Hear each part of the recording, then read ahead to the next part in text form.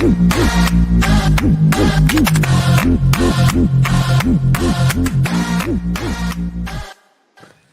morning. And Dash isn't here to screw up the intro because he can't get used to, I don't know, timing, I guess. But screw it, we're here. It's Hot Genoa Salami, and I'm here with German Dave. How you doing? I'm great. How are you?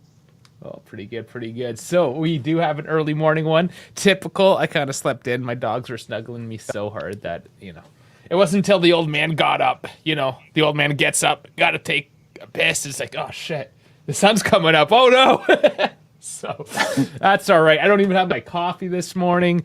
I don't even have my hot Genoa salami with me, but that's okay. It's all here in spirit. Man. I was going to bring some hot Genoa salami with me today. But alas, it's okay. We did make the timing, and that's what matters. LJJ saying good morning. Always positive vibes in here. Of course, of course. You know what? We didn't actually say predictions yesterday. And do we have... No, we don't have predictions in the Discord. Forgot as well. Oh my god, guys. What are we doing? Okay, so hot Genoa salami. Let's go with the 2-0. What do you think? I think Doozy will get his hat-trick finally. Oh, Jesus. Okay. I think it will happen today. All right. I think it's a 4-1 and we will, we will have a bit of fun today. I hope so. We're having a fun. Okay, all right. Hey, let's go positive. Yeah, that's like so positive. I don't even know if it's positive anymore. It might have gone all the way around. But here we go. We do have the starting lineups. I don't think there's been... That's Frosinone you have there. Oh, that's... My bad. Autocomplete in Chrome is pretty bad sometimes. Let's just go, yeah. All right, sorry. My bad. Here we go. Genoa. Not that it's a whole lot different, I don't think. But Tecanet, Danilo, Bremer, Gatti, Kostic, Moretti, Locatelli, McKennie, Cambiaso, Chiesa, Vlahovic. Pretty much what was predicted, I think. Yeah. Was Moretti predicted yesterday? I can't remember. I think he was, yeah. Regardless. But we also have a lack of other midfielders, so it's not wide. Yeah, it's like Charlie is out. Yeah. Well, let's where are you here? We got Rabiot, who's semi-injured, recovering. Yeah, but careful with the toe. Yeah, Hans, Bonde, Illing-ish, sorta. Way sorta. I mean, sometimes they can throw him in funny positions. So yeah, we don't really have options. I imagine Rabiot will come in, play 20 minutes or so. We'll see. Like only if needed, I think. Yeah, absolutely, only if needed. So going on to the Genoa side, we got Martinez in net, Vasquez, Bani, De Winter.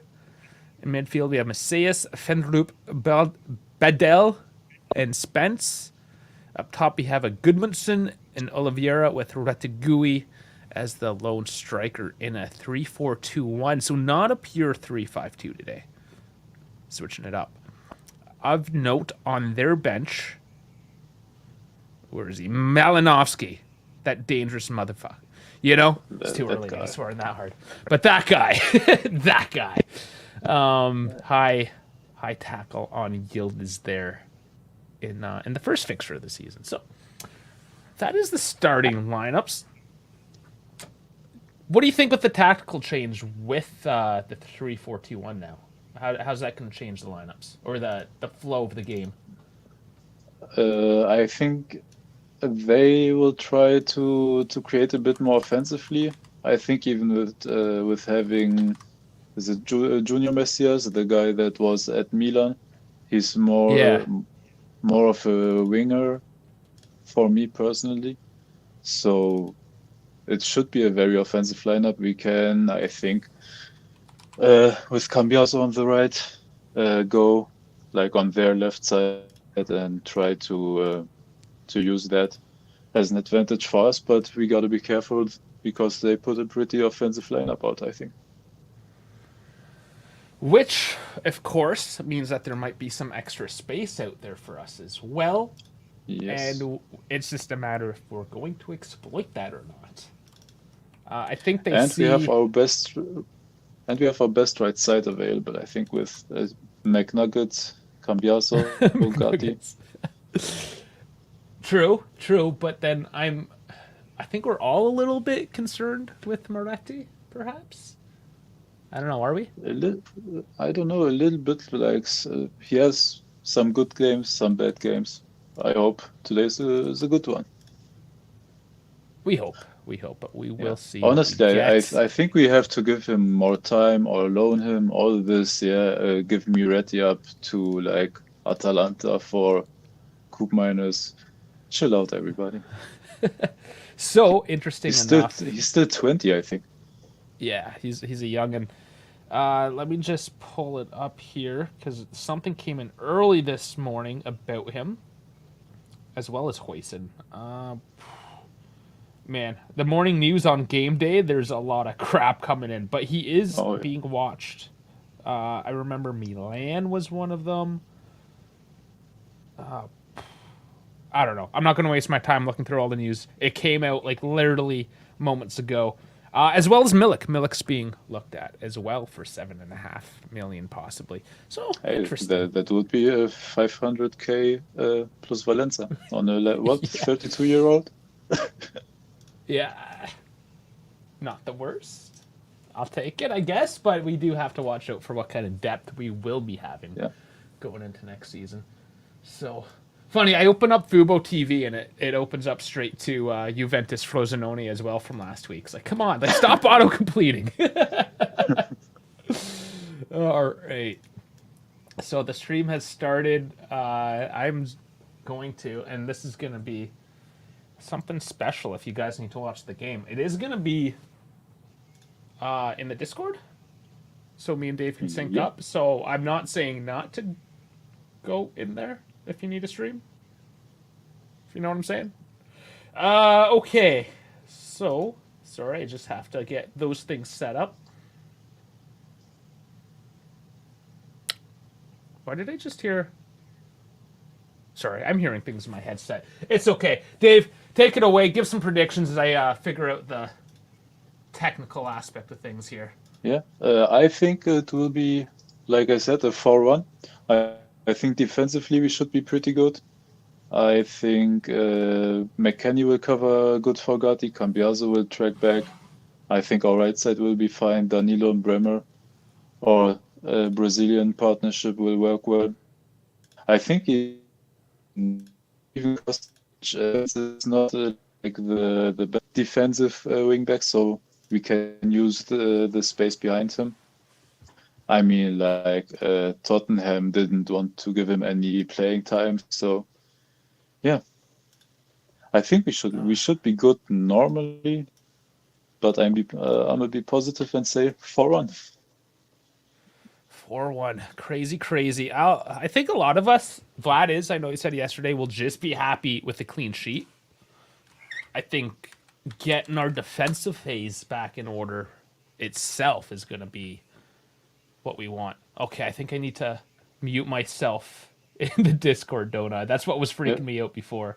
Yeah, I muted myself too. I think my mic was open as well. There we go. And that's going to allow us to sync the timing up a lot better today.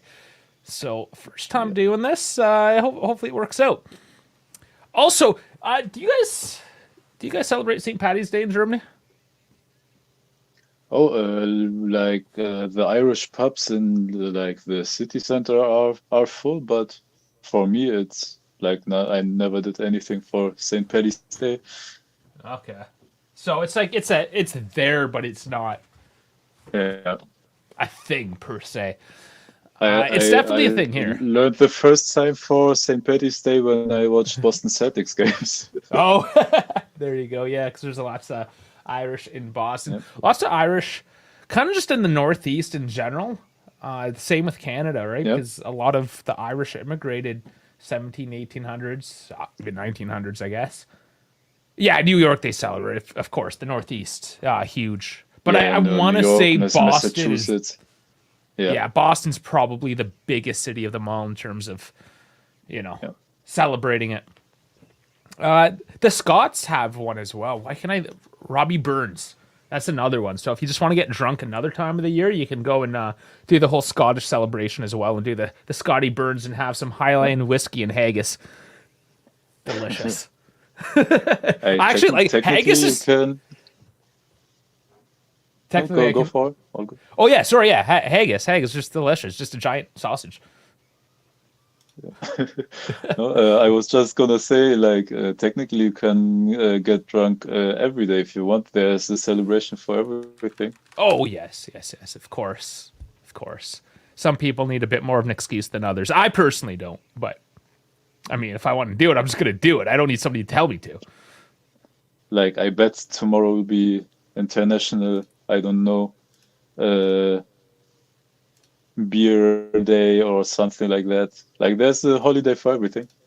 Yeah, I mean, people just make things up. Okay, sorry, technical issues there again. The screen wasn't switching over, so I always like doing the whole scroll through the Juventus FC just to see if there's anything last minute that they put in there in case we miss something. Nedved's goal of the day? That was 2 days ago. 4 minutes ago. There we go. Oh, man, that's funny. Just the technicalities this morning. Yeah, it was Pogba's birthday a couple days ago as well. And, oh, look. Pinsolio gets some... So nothing crazy. Oh, it was Edgar David's birthday a few days ago. And as a birthday present for Pogba, will cancel his contract after this season. Yeah. Yeah, that's, I mean, it is unfortunate. But nothing crazy happening on the Twitterverse this morning either. Yeah. I think obviously the Juve account, they keep things pretty clean. But I have a feeling that just because it's so early in the morning, that people haven't woken up yet just to throw their trash on Twitter yet. Like, it just hasn't shown up yet. Yeah. Yeah. But we do have the teams in the tunnel. Isn't the most toxic Juventus community anyways to the English speaking community? Is it English? I heard the French was pretty bad. They were the ones that started the Allegri. For the French are? Oh, they were the ones. I just knew the French were the ones to put it on Times Square. I didn't know they started the whole thing. Was it the French that did the Times Square thing as well? Yeah, that were the French. It ended a bit with the beef with Beppe that he but quickly like put down. Okay, I didn't see, and I know you watch Beppe a lot more than me. I just don't have the capacity to watch everything, right? So, yeah, I guess you got into that. So Beppe explained that a little better, or he was actually involved with the French. He was actually involved with the French. He did a video where he criticized that sign that they put there. Not just the Allegri out, but also the one that counted his titles he won. And he said to why are we doing something like that? It's like dividing the whole Juventus community. Yeah, I do remember that video. Yeah. And they understood it as a personal attack or something, and then the next day the next day or 2 days later he did a video in French, like apologizing or talking to them. Interesting. See, and that's the two styles between the channels, and obviously we love Beppe. I mean, this is his life, his business. He clearly has to keep things above board. Yeah, he's gonna keep things G-rated as usually, and I think that time he went a little like Peggy 18 or whatever the ratings are these days. Like he jumped it up a little bit. Yep. And I mean, good for him for having the patience and to maintain that. Because here we just tell people to go fuck themselves. Oh, just straight up. That's why he has like 30,000. We have like not even 2. So I mean, it's part of it. But respect for Beppe to keeping his cool. I had no idea though. I didn't get that deep into it. I got pissed off myself. I went on my own little mini rants, but I had no idea it was the French community. So I'm just gonna go ahead and vote the French J community as the worst community. I agree now that I thought about it again. Yeah, you're right. Yeah, so we're talking about Beppe and I guess the French Juve community. They're the ones that did the Times Square stuff, all that. So yeah, it was Beppe. So Beppe apologized in French, eh? I didn't see that video. I completely missed. I don't remember 100% if it was apologies, so to say, but it was definitely a clarification video that it wasn't a personal attack on the people that put it out there, but it was just like regarding that it splits the community if you put all these things up there, and also it makes us a laughing stock like internationally. No, it does. It does. And I mean, I'll just go ahead and say if Beppe doesn't want to say it, no, whoever did that's a piece of shit. And I've said it before, so I'll just back it up again. Yeah, it's a shit thing to do. If you actually go out of your way and think that's a good idea, you clearly, I don't know, maybe your mother failed at life. I have no idea, but you're failing is what you're doing. So that's my take on it. If you want to get mad, and of course the French community isn't watching me because I don't speak the bit of French that I speak is backwards Quebecois French, and they wouldn't understand it anyway. So no, but I think it's wrong on also on a different level because they put their Instagram tags or what it was under the Allegri out hashtag. Yeah, and so they're trying to push their socials. Yeah, they didn't just like try to voice their opinion in that annoying way, but also try to push themselves. Interesting, yeah. Not good, but I mean, that was a bit of a sigh. We're about to kick off here. Let's focus back into hot Genoa salami. Damn, we killed those 15 minutes. Yeah, usually I'm here waffling about the actual game, but that was a good conversation. We have kickoff. I'll get the time synced up in a few seconds anyways. And here we go. Time is synced up for everyone. There we go. And I got the actual team names. By the way, Elot, you are very close to my prediction. I said a Dusan hat-trick and 4-1 win. The Vania push. Do you think she pushes back? I hope she massaged his hamstrings. Yeah, so Chiesa, early dribble, gets stripped of the ball. He's not playing on the left right now, which is... Let's see how long that lasts. But Vlahovic and Chiesa pushing up on the line early on. Let's hope that's the theme for the day. If they are going to open up some space, this could be good. Maybe you guys are going to be right. You guys in that part of Europe, they're pushing eastward. You guys are a little... We will see. Romania, how far is that from Germany?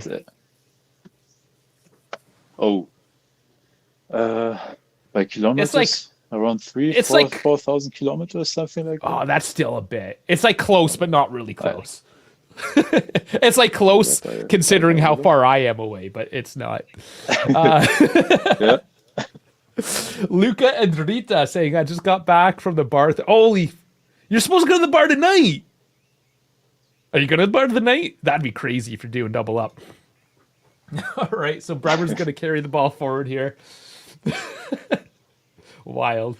I can't do that. I had like this nostalgia moment last night thinking about my younger days and how I was just like ripping the bars constantly.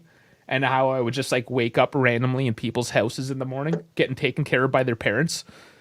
Just like getting fed bacon and eggs in the morning because I was so hungover. I'm like, where the fuck am I? Thank you for breakfast. I was never like the guy that went to bars to drink. I had like a 1-2 for birthday parties or weddings or something like that. Yeah.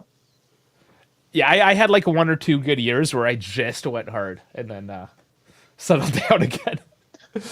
Today is the day party. Bucharest is 1,700 kilometers away. It would be a 20-hour drive. That's like me going to the East Coast. I'm essentially doing an 1,800 kilometer drive in May, and I used to do it all the time. So I mean, yeah. Doable. It's doable. All right. So today is the day party at the bar. Does your bar do like the breakfast? You go in, have like a greasy breakfast, and just continue on? I hope so. Those bars are the best. You can say it's closer. Hey, cheers to that one. Oh, man. All right, so Vlahovic doing well to hold ups, making a bit of space. Shot blocked off, still containing McKennie. I think they psyched each other up there. Can't be asked. McKennie didn't know who was going to give the ball to each other out of play The now. corner immediately. Yeah, worked out. A little misstep, I suppose, but we'll take the corner. Moretti coming short. Or no, Moretti's going to take it.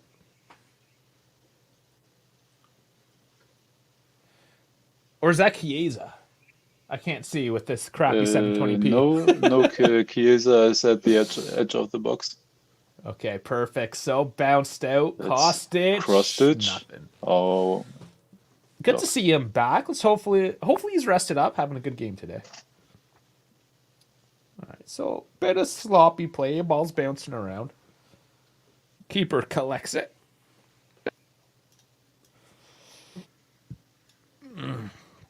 I'm going coffeeless this morning too. This could be wild.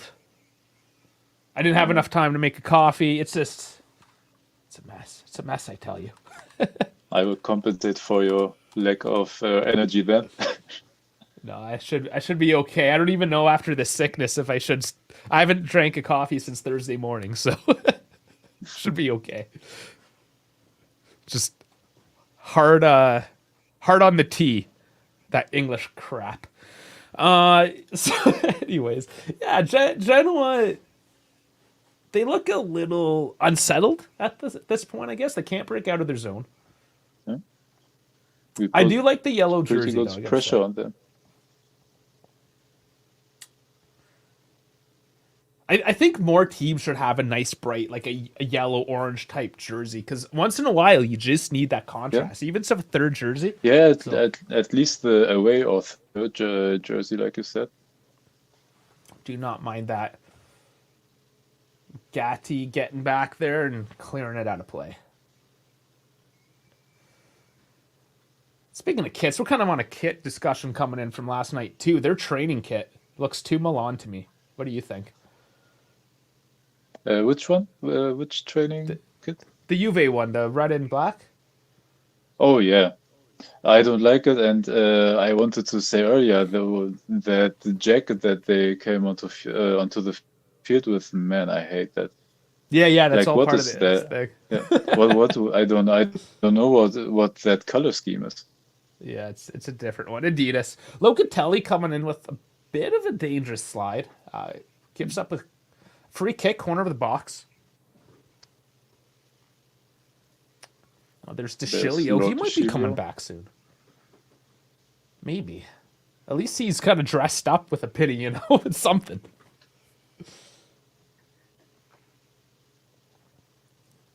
Low kick. Oh, and Tech has to save it. That was a low flyer.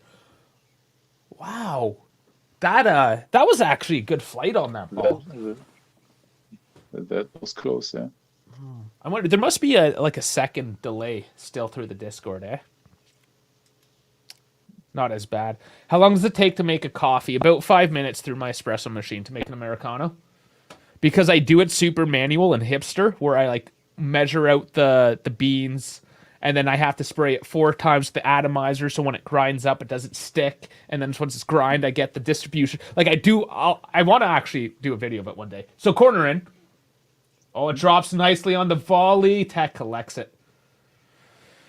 Yeah, I do a super hipster version of coffee. Is any Juve player traveling to USA with Italy international team next week? Don't think so. What are there? What did you do? What did I miss? Did I miss something? But a bit of a talking here between Otegui and Danilo. Oh, the ref is... Like, he's serious right now, this ref. He's got Ratigui and Danilo. He's specifically talking to Ratigui. I think telling Danilo just like, you're an adult, calm down. Ratigui's the young guy. Interesting, though. Like, that's a heavy talk from the ref between the two of them. Speaking of which, the ref is Antonia Julia. Oh, that's why Danilo came in. He tried to block take from taking the kick quickly. Oh, bit of sparks flying early on, anyways. That could get things interesting, though. Genoa trying to push down the flank. No, not enough space there for him. And Macias is playing that wide role, as he said.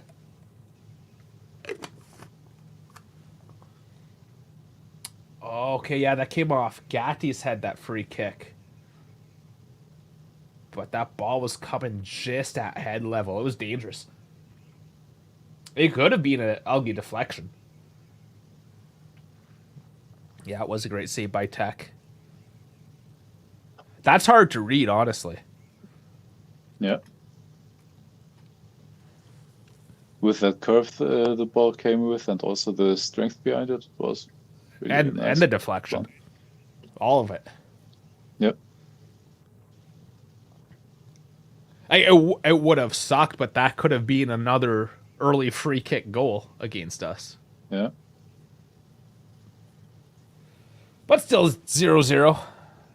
I'm happy with that. Man, I hope we don't fall back by one, because after all the other results that may honestly like kill whatever confidence is left within the squad. Yeah, there would be a confidence issue there. That being said, Genoa has maintained possession for quite a while here now. Maybe 4 or 5 minutes. So they looked a little sketchy at first. Juve with the initial push, but now Genoa looking a lot more comfortable. And whenever Juve seem to get a foot on... excuse me. Whenever they get a foot on the ball, it's just to kind of clear it out of bounds. And also, there's no control by any team right now of the midfield. It's like just up and down. Which makes it annoying. That's one of the difficult things, as just, say, like a neutral bystander here watching the game. Juve, okay, their midfield isn't anything special this year. But when they play another team that doesn't really have a strong midfield, oh, man, it's sloppy. It looks bad.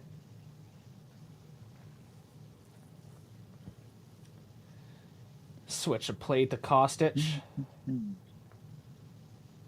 But they are going to have to find how to penetrate Genoa right now. They're doing well to keep compact, so that the whole idea I had of maybe there being a lot of space may not be true. Finally, the ball got there. Chiesa was free all along there. Yeah, but now he dribbled into the guy again. Offside. Chiesa just standing out there on an island. That linesman looks disgusted with life. He's just got that look. And he also looks like he took part in those fascist Roma demonstrations. Oh, maybe. just profiling referees. We don't have much love for the Italian refs, mind you. Yeah. Hey, we're here for the fun. We laugh at everybody here. Oh yeah. Well, there's a few like Davide Massa that we absolutely detest. They kind of give the rest of them a bad name. Bad guy, man. Ooh, Danilo takes a knock. Is he okay? Is that in his face?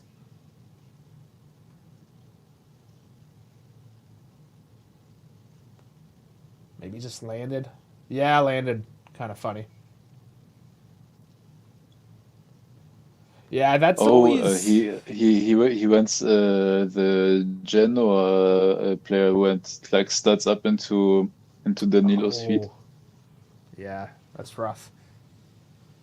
But then coming down, like once you get injured in the air and coming down, Yeah. just like that unsettled impact, it's never like seeing it. Because I've wrecked ankles, both my ankles on multiple occasions playing multiple sports Oh doing yeah. that kind of stuff. The only sport that didn't wreck my ankles was hockey because the skates like lock everything in. Yeah. For me, the worst was in my early like football days when everybody started first time playing with studs and everybody like stepped on your feet, kicked your ankles, and went Yeah, for not side used to it. tackles on AstroTurf that ripped your flesh out. Yeah, I played a lot on a lot of AstroTurf here in North America, unfortunately. Yeah.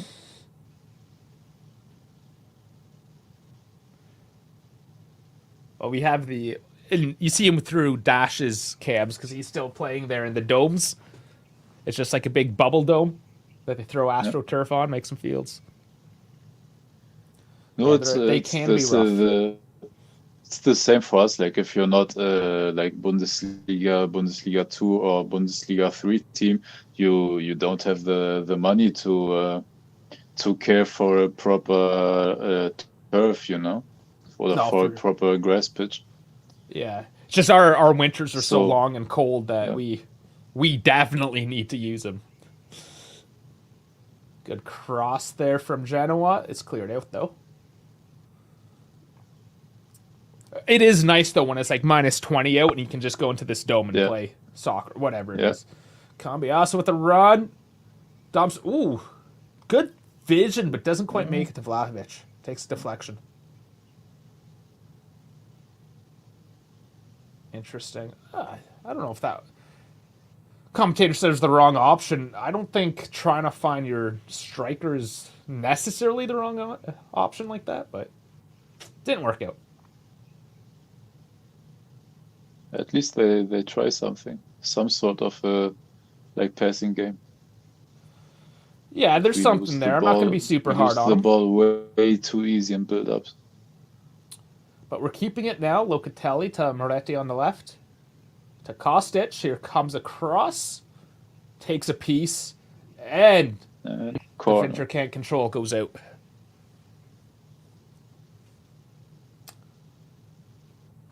Yeah, we've kind of forgotten about Deventer as well, right? It's just another example of how we kind of hype up these young guys, and Yeah. maybe we shouldn't.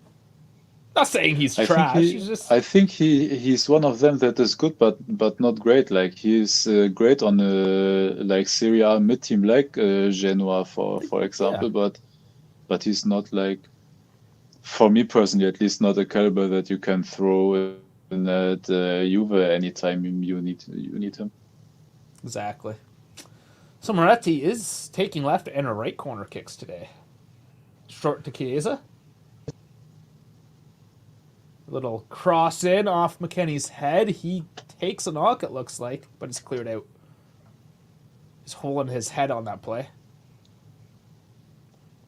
And it's funny, we were talking about Kappa yesterday in our kit talk, and there's Genoa with some Kappa.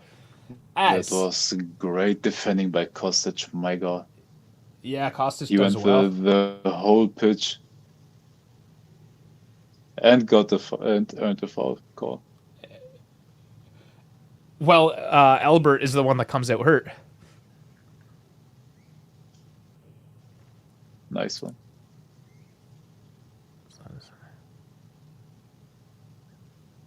Oh, it was Goodmanson? I thought I saw a different. Okay, whatever. Wrong guy. I got the wrong guy. It was Goodmanson that time.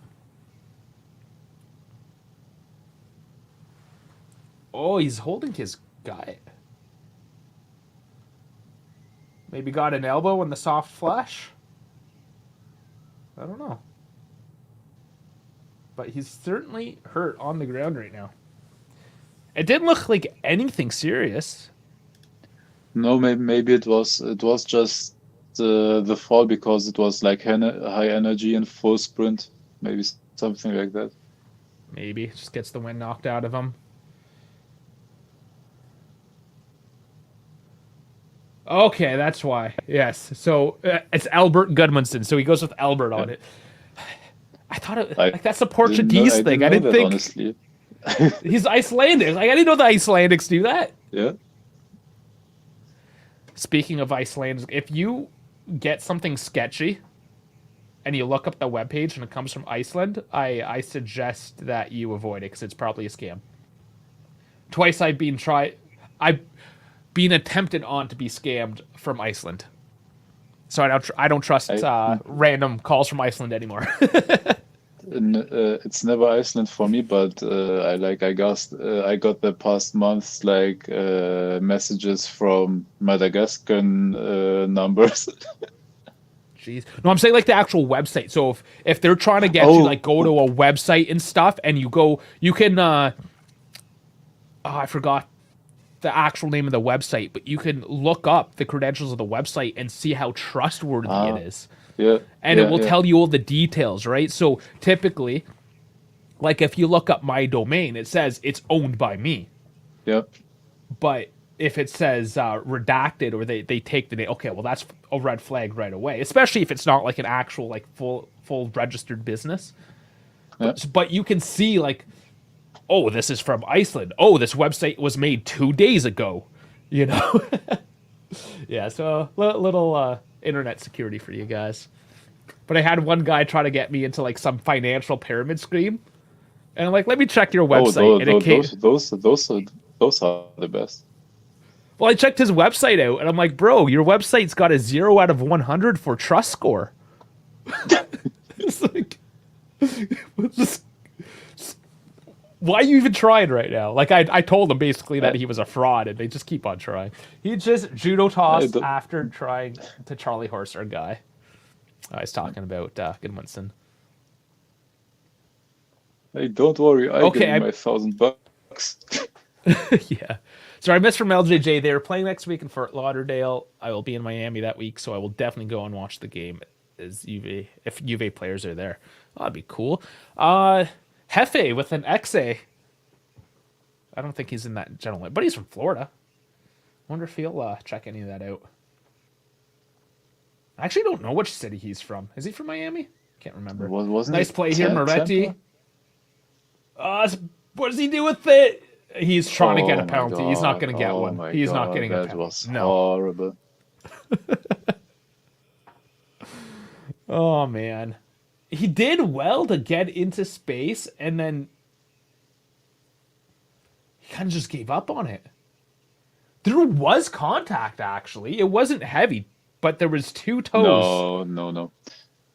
It wasn't heavy, but like If he stepped on his feet, it would be a penalty by if default, but I not don't that know. one. I've seen that. It depends. Cross is in big punch. Like if that was enter, there might be like a VAR review. Oh yeah, Like Inter personally, I definitely. don't think it's a penalty, but let's be Or honest, those Nap have been called. or Napoli last year. Yeah, it is a thing.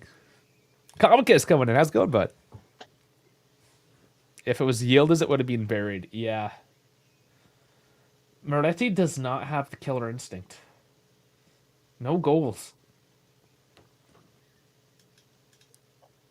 I mean, even if at that point you just kind of try launch it, maybe get a bounce handball, like you gotta throw the ball at the net. That went out of bounds.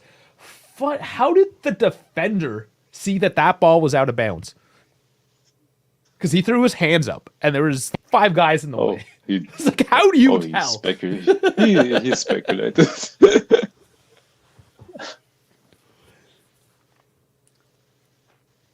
Long ball, Bremer immediately puts back into play. McKenny tries to feed through to or Locatelli, doesn't work and it's given away now. Ooh, there's another. Yeah, is that Retegui now? No, Oliveira and Danilo make contact. If that was Retegui and Danilo, Did I'm sure there would have been words. had any touch? Did Vlahovic had any touches yet? Nothing clear. Not like a good positive touch in his feet. Okay, Vitinia's just kind of walking all over the place. And really, Taggy takes one wide.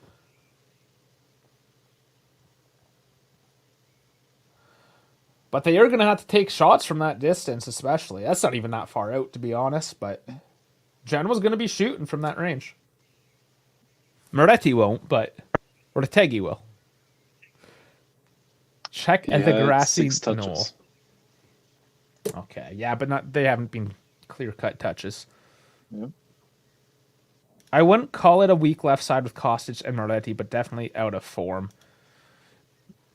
I wouldn't call it weak, but I wouldn't call it strong. Yeah. I think the problem is the physicality of Moretti and his passing game being up and down. I honestly like Kostic, but you have to play around. Like Rabiot with Kostic would be great, I think, on that side. Or if Chiesa would play a bit more centrally so that they can play off of each other, but yeah. Yeah. Now, Vlahovic held back, and there's no call there. It looked like he was legitimately held there. But nothing getting called. Hey, Goose, that's exactly what I'm saying all the time. He doesn't look up. His head is always down. He looks for his own dribbles and shots. He's not like he's barely trying to get anybody involved if it's not a cross or something. There's definitely some issues there. Not gonna lie. Now Vitinha, he's proper Portuguese and has a first last name kind of thing going on. That's the one that'll get you confused. But here's the other two-name guy, Gudmundsson. Giving it to Spence. Ooh. Oh my god, that was I thought that was an own goal at first, but Combi also just smacks it wide. Camera angles gives you a bit of a heart attack sometimes. I was just like, my jaw was dropping as that was happening. It was like, that did just happen.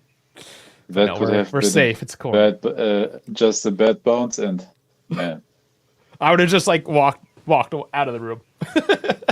Done. What corner to defend?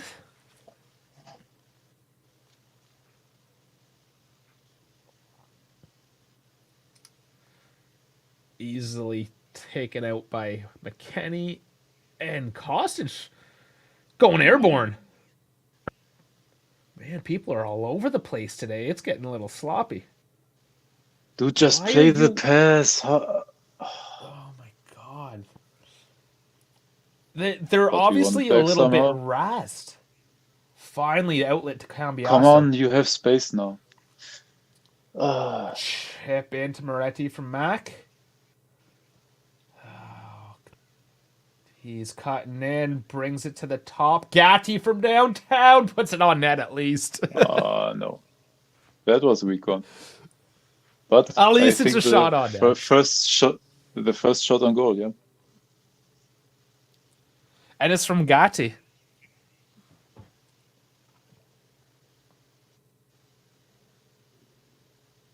Oh, nice. He took us so. The nutmeg looked good there when they slowed it down. Who's on the ground now? People are all over the field today.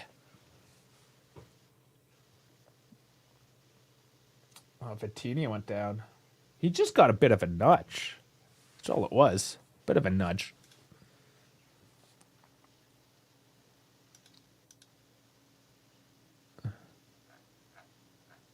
So I'm trying to find Vitinha's full name because he's listed here as Vitor Oliveira. Just choose a name, guys. Vitor Machado Ferreira, known as Vitinha. It's like, how do you keep track? Let's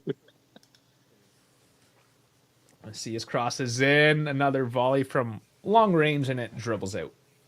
Goal kick for Tech. I understand each culture has their own naming conventions on stuff, but sometimes it's a little much. Sometimes it goes out of hand. Moretti's clearance is cut out, and now he's back defending. Nice defending, actually. That was Locatelli sliding in. Kostic taken down again, and this time he gets a foul. Dude, somebody has to help Kostic on that left. He's on his own the whole time fighting for the balls and defending. Yeah. Nice nice from the Genoa coach there to help Kostic up off the ground. Gilardino.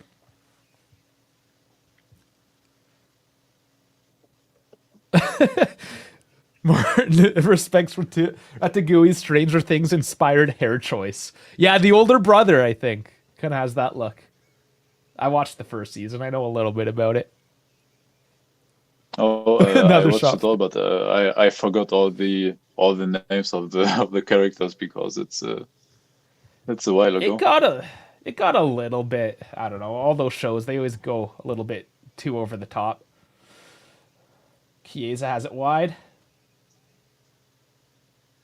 He's trying to cut in. You and see, it's cleared for he waited again till two defenders arrived and dribbled right into them instead of trying to take the action when he was isolated 1v1. Yeah, does that go up for a throw? It does. Could you read Strilic? Because I certainly can't.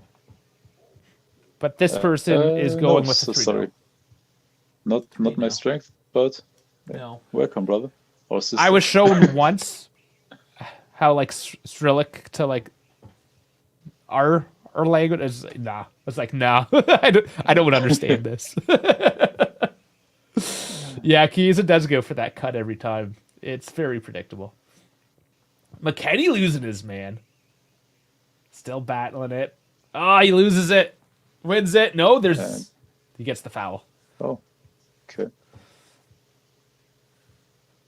Must have been a tug there because I thought he lost the ball and was going to get cooked. Or does... Oh, McKennie gets the foul. He's trying to pull his pants down. Oh, he pulled his pants.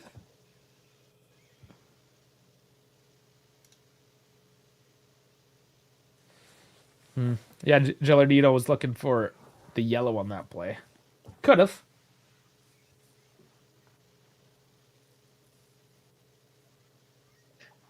Yeah, but he didn't stop like a clear-cut break or something like that. It was just, a gentleman's foul. Yeah, and I mean, he initially grabbed the shirt and it went down to his pants. Yeah.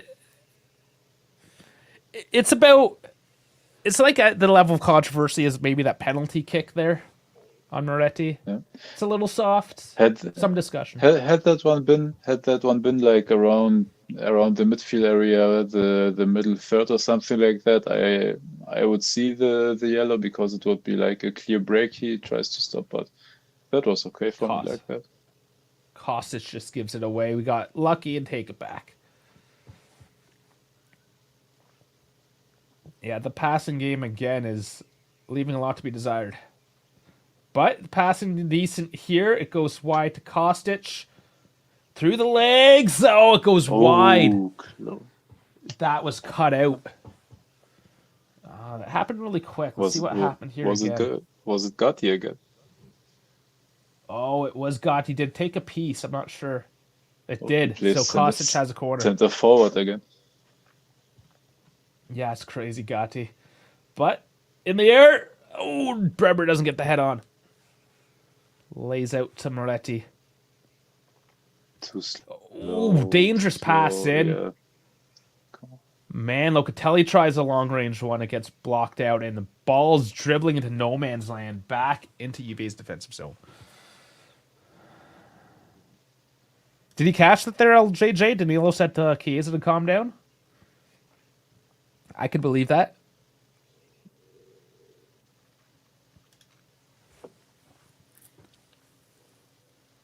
Yeah, Chiesa needs a lot of calming down, it seems. I don't know if he's getting laid. What's his deal? He's got that fiance now, right? Maybe that's the problem. Everything's good when it's still a girlfriend. They have to try still. Oh, And oh man, these passes. Let him cook. We're getting away with stuff, though. That's the problem. A lot of other Oh teams yeah. would be burning us. If it would be a team that can do something with the ball, they would have torched our midfield. Because a bunch of 50-50 balls are... Yeah, now here's another. Vitinha, potential injury, crying on the ground. This Vitinha guy's starting to piss me off. Like, every 5 minutes he's on the ground crying. Oh, but If you're it was a proper kick. That was a it this proper kick.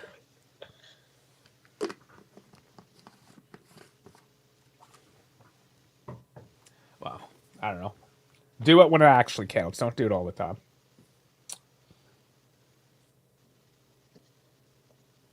Playing relegation ball. I don't know if it's that bad. Genoa dominating us.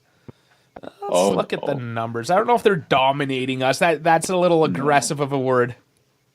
We have 60% of the possession. The momentum is more so in our favor. It's fairly even, but it's still in our favor. So, yeah, to say that they're dominating, we have higher XG, we have more shots. They have more shots on target, mind you. But they've been doing a lot of, like, sliding in the middle of our shots as well. So, like, no, they are not dominating us. Chiesa on the left of space. He's going to cut in, get it stripped off of him, and here's the strip. In a 1v2. In a 1v2. Gets it back to Vlahovic. It's drop in. Moretti, shoot it! Just somebody shoot it! But Loka it looked like a handball from me as well. It might have been. I don't know. That's hard to say on the play. And then Vitinha is on the ground.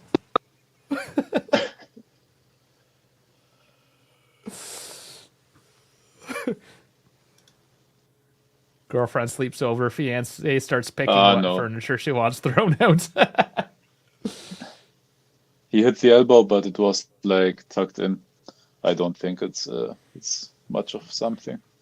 Yeah, it's fine. I don't need some sketchy handballs. I'd rather just score it proper. But yeah, girlfriend just sleeps over. Actually, there's some girlfriends that will try to start rearranging your house too. You got to watch out for those ones. Moretti needs to take less touches than he needs to shoot. Straight up. Just shoot the ball. He did. My problem, honestly, is that he has to take more touches in the box because no one else is taking them.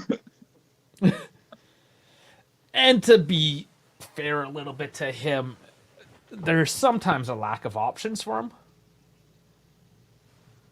He gets into the box deep, he gets swarmed, and he has no outlet. But yeah, I mean, just do something with it. Don't just lose the ball. If you're going to lose the ball, lose it to shooting at that range. Yeah. Turned over. Locatelli takes it. Chiesa. Moretti.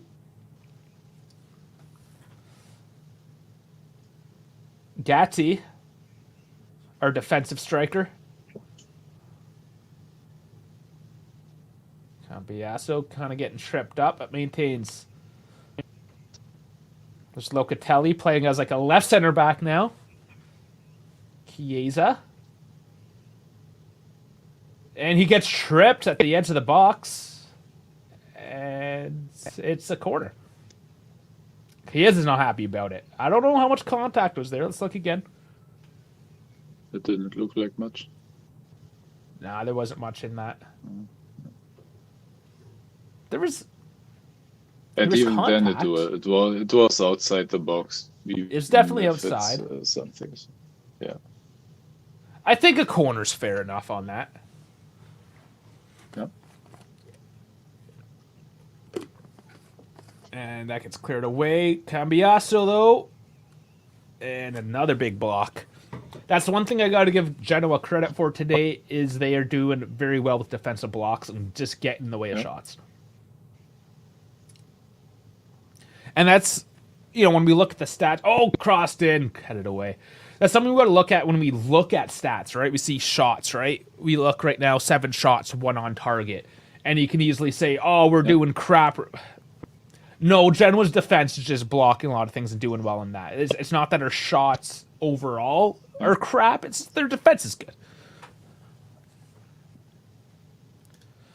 Vitinha was on a workshop at Barella and in terms of just flopping around. Yeah.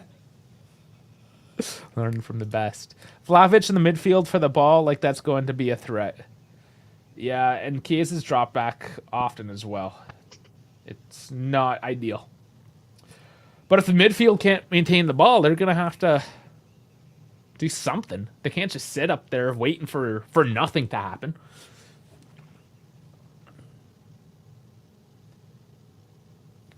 Chiesa gets pushed off the ball. And here's the guy with 5 names running away with it. And he goes down. Too easy. That's going to be yellow. Yeah, there's Danilo's yellow. He's just gotten too many infractions. Last foul he was given, he got 2. That's his 3rd. So there's the yellow. He barely. I know he cut out the run, but there wasn't even any contact in it. I just don't like how Vitinha will go to the ground regardless. And look, he has to be helped up. It's been 20 seconds. You had 0 contact and you had to be helped up. Stop being a fucking pussy and get your own ass off the ground and let's play some footy. It's infuriating. Yeah, but this guy should have a yellow card for being a bitch.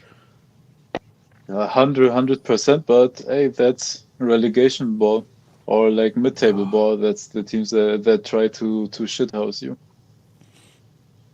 It's not even shithousing. It just means you're a horrible person because you're a pussy. Messias puts one over the bar. I just hate that. I absolutely detest that. I don't care. You want to call yourself a man? You want to call yourself a professional? Act like it. That is bullshit. That's shit that I expect to watch people do in those stupid AstroTurf inflatable domes that I play on a Wednesday night in beer league. That's that kind of crap. This is Serie A, buddy. Get the fuck up and play footy. I would argue those guys that play on AstroTurf and inside the dome, those are way more hard hitting, I believe. Yeah. Yeah, but you do always have that one guy that just flops around. Yeah. You're always going to get it. Kostic on the left. Good cross in. Chest it out. And that the reason being is because there's always one guy that played when he was 17, 18, got to a fairly high level of local footy, but just never made it. And now he's 30 and still thinks he's amazing, despite the fact he's got an extra 35 pounds in beer belly. Yeah. And his jersey, he's still wearing his jersey from when he was 160 pounds. You know that guy. Hey, those entitled bitches. Yeah, in terms of Chiesa's body, I don't think there was much in that. There's always the ones that drop themselves too easy, and then there's the ones that try way too hard. Yeah. And then there's your Morettis who are just that weak. they're just there for the vibes. It's just he's just too small, unfortunately. And you could say that we've talked about Scalvini as well, just being too small. Yeah, but honestly, if you're a smaller defender like Scalvini, you have to compensate that with the grit and the energy you're playing with. And to me, it doesn't look like he has it. That smaller Argentinian defender, Lisandro Martinez at Manchester United, he's 5 foot something, I believe. He plays central defender, but he plays with a lot of hard physicality still. And that's an Argentinian thing. They're funny, right? Argentinians can either be floppy or they can be extra gritty. Yeah. And he's clearly the extra gritty version.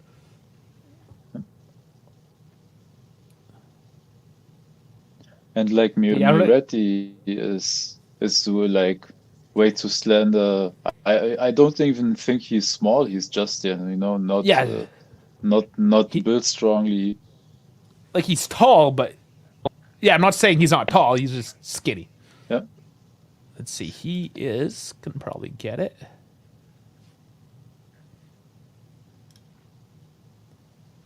$179 centimeters. So he's not actually, because I'm 178. So he's 5'10". I'm 180 straight, I believe. Yeah, So he's way like average-ish. between us. Yeah, not huge. Loka is playing Dash, but he has, I can't tell you. Loka's Not made a much. couple decent plays. Here's Merletti. There's some space. Vlahovic. Chiesa. What was that? That was the worst pass in the world.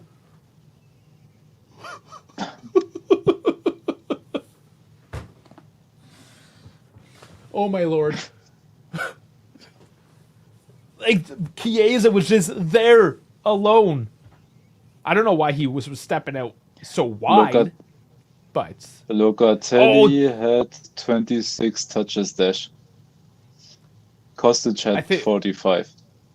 Bremer had 34 touches, Danilo 32, even Miretti 31, Gatti 31, and Loka's way down at 26 touches. So Chiesa stopped running because he was going to be offside. So Chiesa needed to stop running. He needed to slow down. That's why he started running to the left, so he can maintain his momentum. Now that's also his default, is just go left. So yeah, it's just miscue, mistiming. I'm sure Vlahovic thought that Chiesa was just going to run into that space, but he was just going to be offside, and Vlahovic didn't see that. No, honestly, Vlahovic and Chiesa, they have zero chemistry for me. Yeah, they can play together. They can play off of each other. They misplace passes because they misunderstand where the other guy is as into which space he's running. Because I was about ready to celebrate there. That was like 90% chance of a goal right there. Yeah, Vlahovic. I don't know if we should put it on Vlahovic. I think it's a little bit of both. Yeah. Spicy Meatball says sums up the entire season. Not the entire season. Let's be reasonable. There was good parts of this season. Let's not forget the good times, everyone. Hostage pushes this man. Jesus. It's just so sloppy the way we're clearing balls. Both teams, right? We're just like bouncing balls. You know, in basketball, when you're trying to get a free throw and you just like throw it off the guy? Yeah. That's basically what we're seeing. And that's half already. Jeez, it's just gone. The half is gone. It's gone. Okay, coffee time. Yeah. Oh, man. Wild. That was a very quick half. I'm not going to lie. So we started. The game kicked off 7:30. So, yeah, 50. Not even 49 minutes total since, like, official timing start. So, yeah. Ugly booing. Should have stayed in bed. Whatever, JC. Get up. The sun's up. How do you stay in bed when the sun's just glaring at you? Chiesa is a good individual player, but we need team players. Yeah, that's probably pretty fair to say. But I need a Palinka plus Xanax combo to go. What's Palinka? I gotta look up Palinka. What kind of drugs are you on? Oh, it's a fruit spirit. Oh, I see. Yes. Oh, it's like rakia. It's one of your Slavic spirits, if you will. We took Allegri, the ball away okay. only 2 times. All right, RS. So, because I will yell at everyone, Allegri needs to go, and then what? What do you do then? And we've talked about this on many occasions. If you just want something different, cool. But we can be playing 70 games next season. If you get a Palladino, a Vincenzo Italiano, even a Thiago Motta, who has never played more than like 40-something games in their career, now you're just going to double it up on them and play in the UCL and the Club World Cup and do all this stuff. Conte doesn't play tournaments, so throw that name out of the window. Yeah. So cool, Allegri out. Then what the fuck do you do? Tell me. Because it's cool to have a problem, but what's your solution? And quite frankly, I'm being hard on you because I'm tired of people just saying Allegri out or he needs to go. No solutions. Don't give me problems, give me solutions. Let's move on. Martin saying, this is the rare pre-midnight match in Japan. 2030 start time in box office. Oh, that's right, you're in Japan. I forgot about that. It's a good timing for you then. JC saying, it's my day off. Leave me alone. Still, though, the sun's up. Spicy people. Allegri grows, then we bring back the player manager with Coach Gatti. Coach Gatti. You think he'll ever become a coach? That'd be funny. All right, let's get into some numbers. Sorry, I had a little ranting. Thought mob, sorry. Get my windows going again. The numbers aren't good. All right, give me a sec as I bring the thought mob up. Okay, and here we were. I was looking at Moretti. So we'll bring it back. Of course, it's 0-0 at the half. If we look at both teams, we have 2 greens in this whole thing. Bremer at a 7 and Spence at a 7. So, yeah, Spence was there a bit. What did he do? 11 out of 12 accurate passes? 33 touches? No, he's taking the ball away from Chiesa all the time. Tackles. Yeah, that's right. He's shutting down Chiesa. So there you go. Spence and then Bremer for being Bremer. So both teams, kind of like what we said, is it's just trash ball today. It's just very trashy. He will be bald. I think I went a bit overboard with my 4-1. Yeah, you did.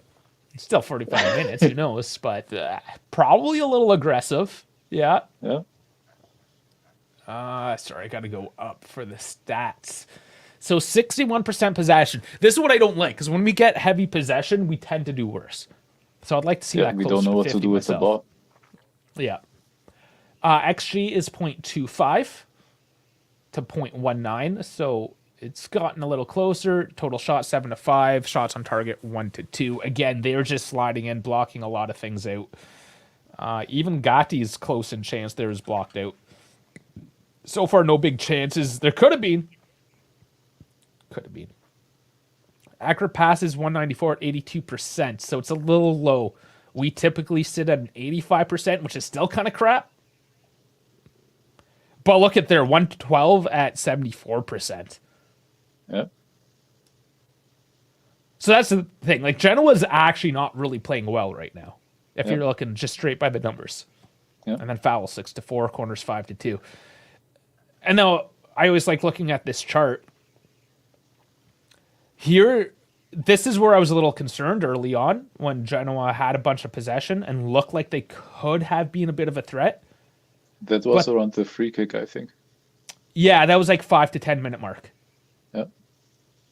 Then the game went to like absolutely nothing. Here I can't remember exactly. They had a bit of a spell. But then, like, we've had the ball. We've had the possession, the momentum, everything. It's just lack of accurate passes. Yeah. Yeah. Lack of shooting. It was just, I don't know, Dave. Dave, I mean, Like, help me out I here. think. Okay, so if you look at everything, I think the problem is we have only 82% of like pass completion. That's not good if this is a game that is like that chaotic and we have possession but no control over the game, misplaced passes. That's a recipe for receiving one like counter attack.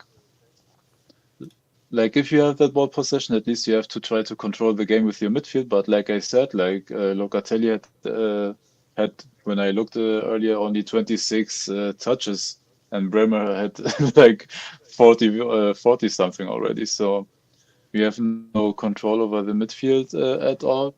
Um, yeah, Chiesa is playing winger again, trying to beat two men.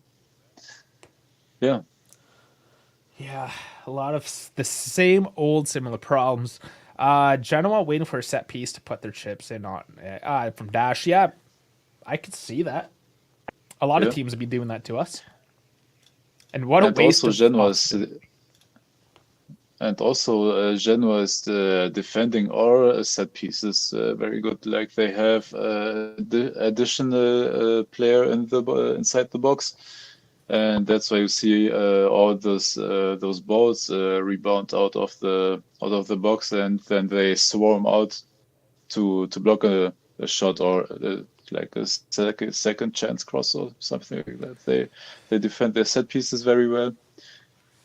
They've been Yeah, defending well in general, I'm going to say. Like that yeah, defensive phase of their game has yeah, probably been their only real good part of their game so far.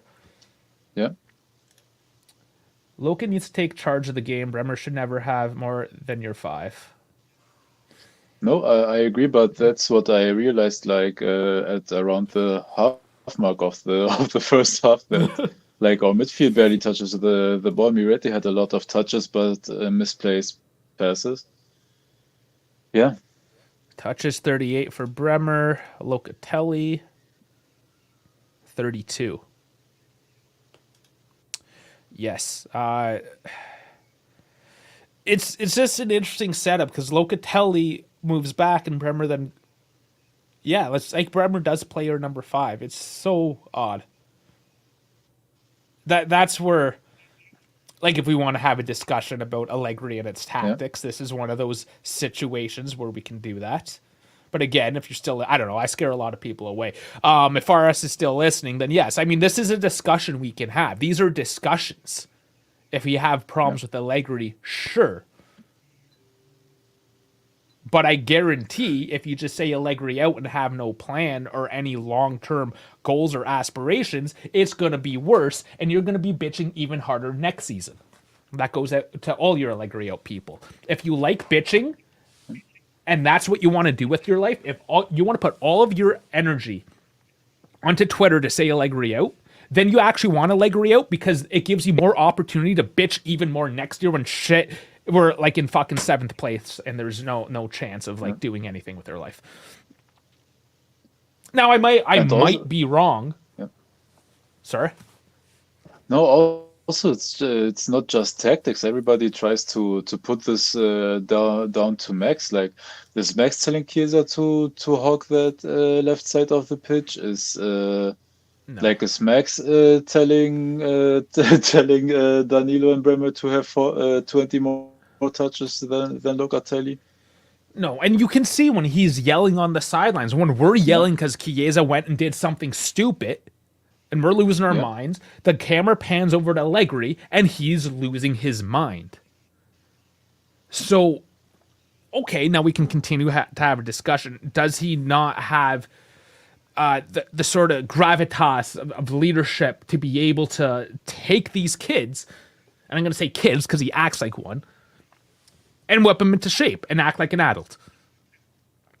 Maybe in that case he isn't the best coach. And that's where an argument for Conte would come in. But then you go back to Conte doesn't play tournaments, and we're going to be in a bunch of them next year. So that's a stupid decision. I mean, it comes down.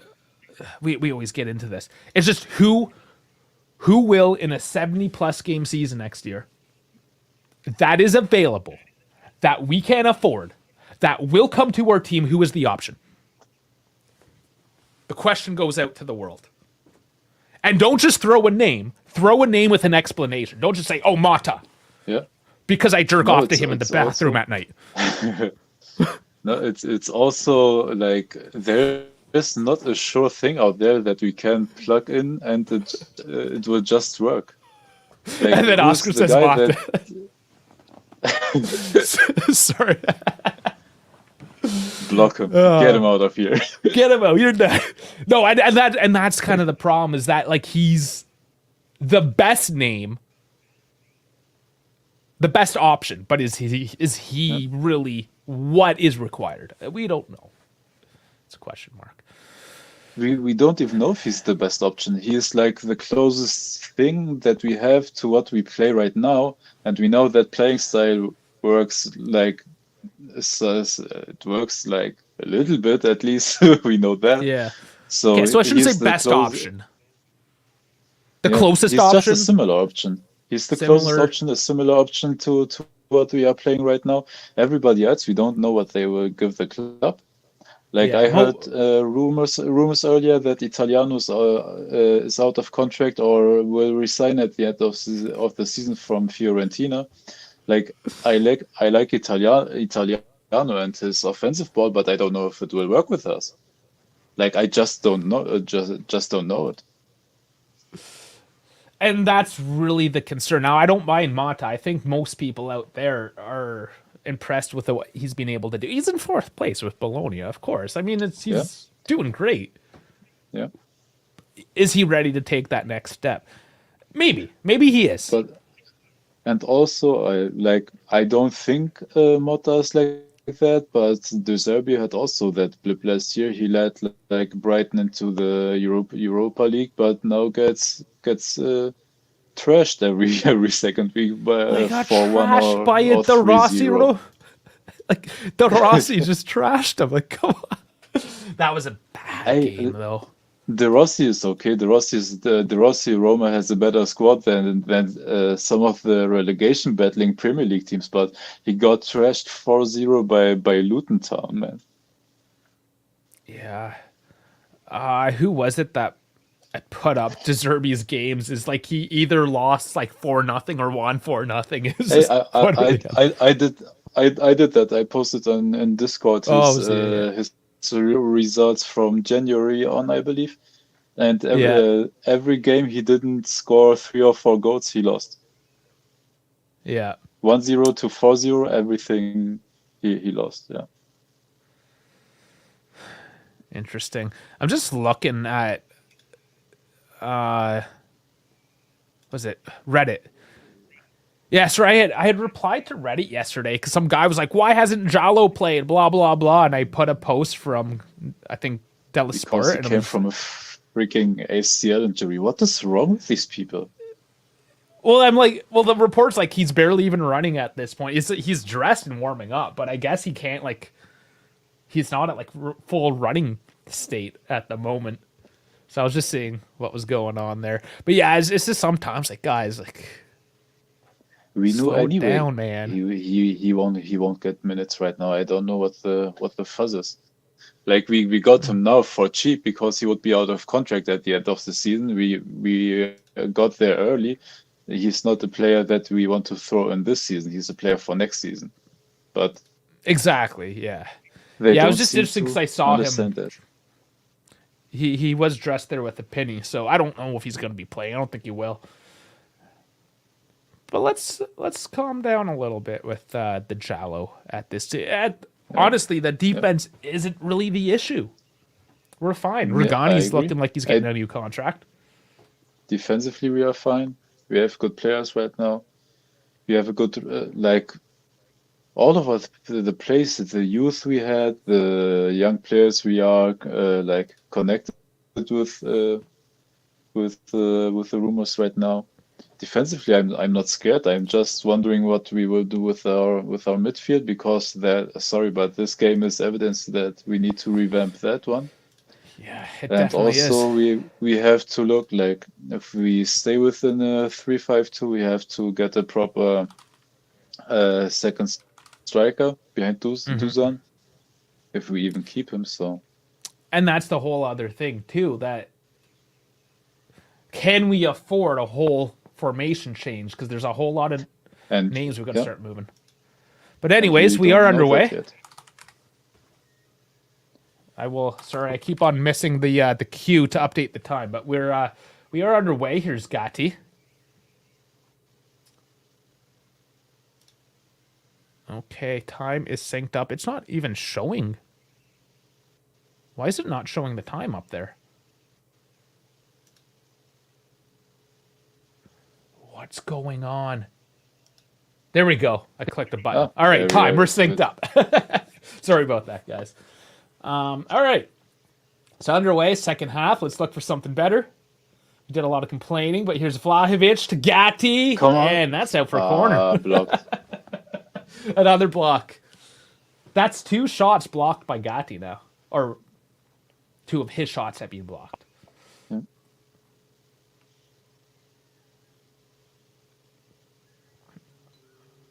All right, so here is Moretti taking the corner.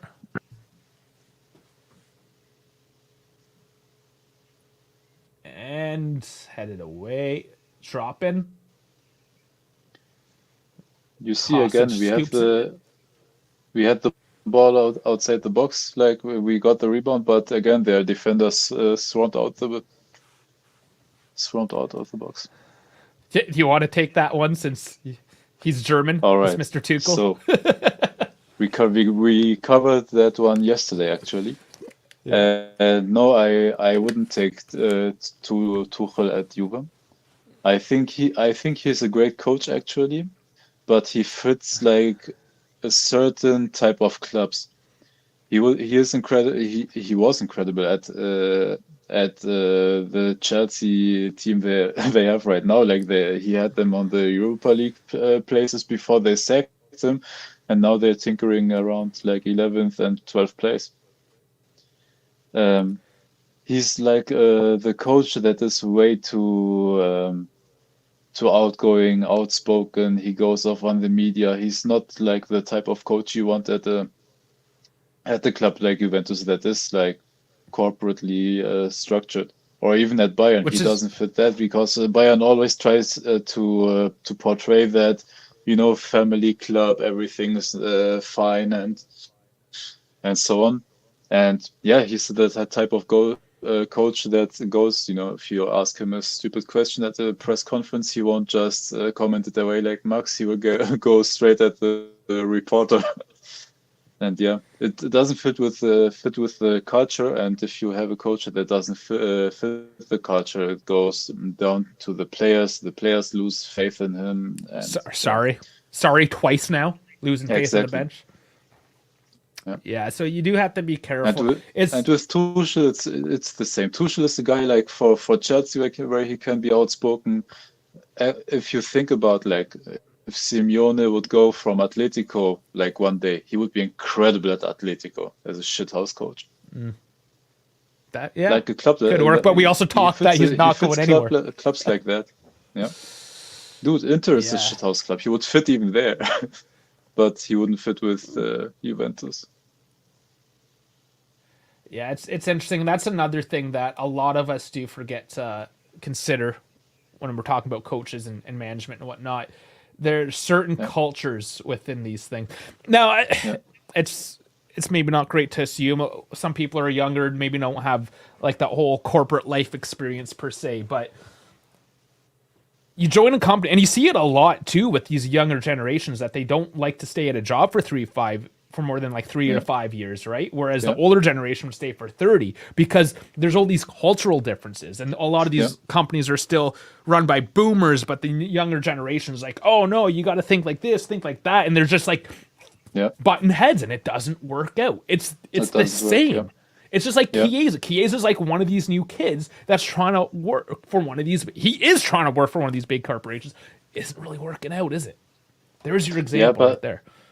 He's the exact, like you said, like a young guy gets into a company, tries to work himself like into up the hierarchy, but barely did anything. And if he doesn't get a promotion within 1 or 2 years, he says, "Yeah, fuck you all." Well, and that's the thing. Everyone's crying, "Oh, I want more. I want more." Like, okay, well, what do you do? Like right now, there's a bunch of people that are striking, like public service workers here. It's like the second time they've striked in as many years. And it's like nobody notices that none of you are at work. Like there's no effect. What do you do? We don't care that you want more money. In fact, you should all just get fired because nobody notices that you're not even at work right now. So yeah, it's that kind of nonsense. What affects us in Germany is when like the public transport goes on strike, trains and buses, etc. Those you feel because all of a sudden you realize, hey, I can't get to work properly. I don't have a car. Like Berlin is a goddamn big city. The city center is full. You can barely get with the car anywhere. So you have to take the train and bus, and all of a sudden you realize, hey man, I need them. Yeah. I mean, there's certain jobs that yes, and then there's others that are like, who are you? Why are you striking? Why do I care?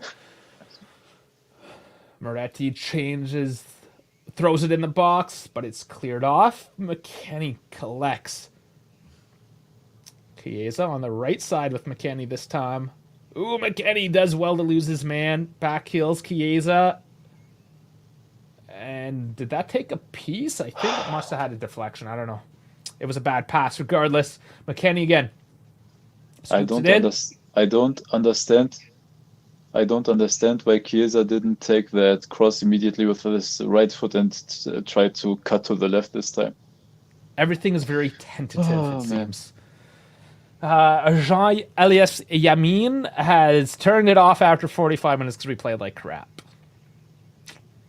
So you just listen to us now? At least watch the game. Back to the coach question. I don't care who is the coach. Allegri has done well with no money, point deduction, player bans, etc. In my opinion, it is just really frustrating to watch football like this. Yes, absolutely. Like and that you can't. We can agree on that one.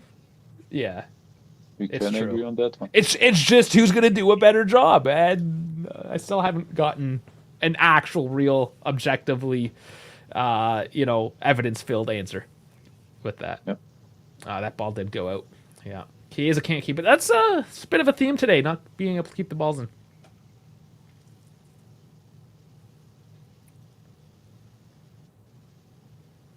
So here's the throw in from Genoa. Bremer gets a foot in the way and wins it back. It's those small little plays, too, by Bremer. Really makes him next level. And going back into the ping pong phase of the match, with the ball's going back and forth. But here's Danilo walking it up. Kostic. And Moretti does maintain. That was actually pretty good because the pass was not straight to his feet. Maintain control, but no penetration yet. Come on. And ready for Allegri to say we gained another point on Bologna. Yeah, I know the fans certainly don't appreciate what Allegri says. You have to understand everything that Allegri says is for his own players. It's not for you. He doesn't care about you. He cares about his players. He doesn't even know that you exist, so let's be fair.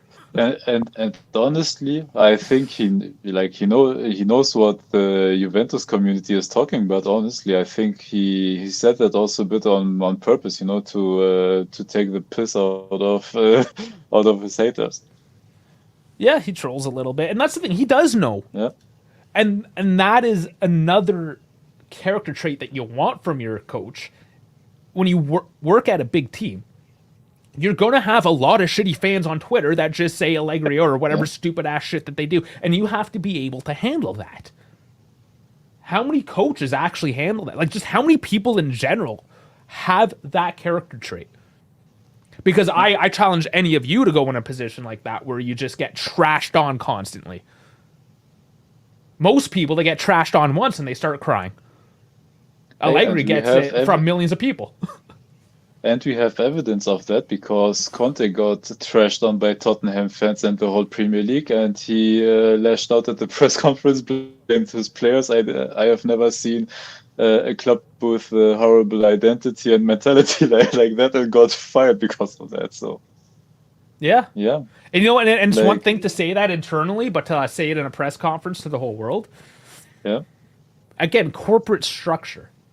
And I understand that not everyone's even going to work in a corporate structure in their life and really have that understanding, but just try to appreciate that's how it is. And now imagine Conte with us, like last season with the points deduction and everything. The players don't know what they are playing for. Confidence is down. The club is like in shambles, so to say. Mm-hmm. Like Conte would be the guy that would set it on fire. Oh yeah, and I've worked at places where there's been low morale and the management's crap, and they throw people under the bus and blame their employees instead of taking owner. It's absolutely horrible, and you don't even want to go to work in the morning. Yeah, and you do a shit job. You're like, why miserable. the fuck do I care? Yeah, it's miserable. So there's so many different layers. And then you have to think like footballers get paid millions of dollars. So they say, "Hey, my coach trashes on me. I don't care. I'm making my money."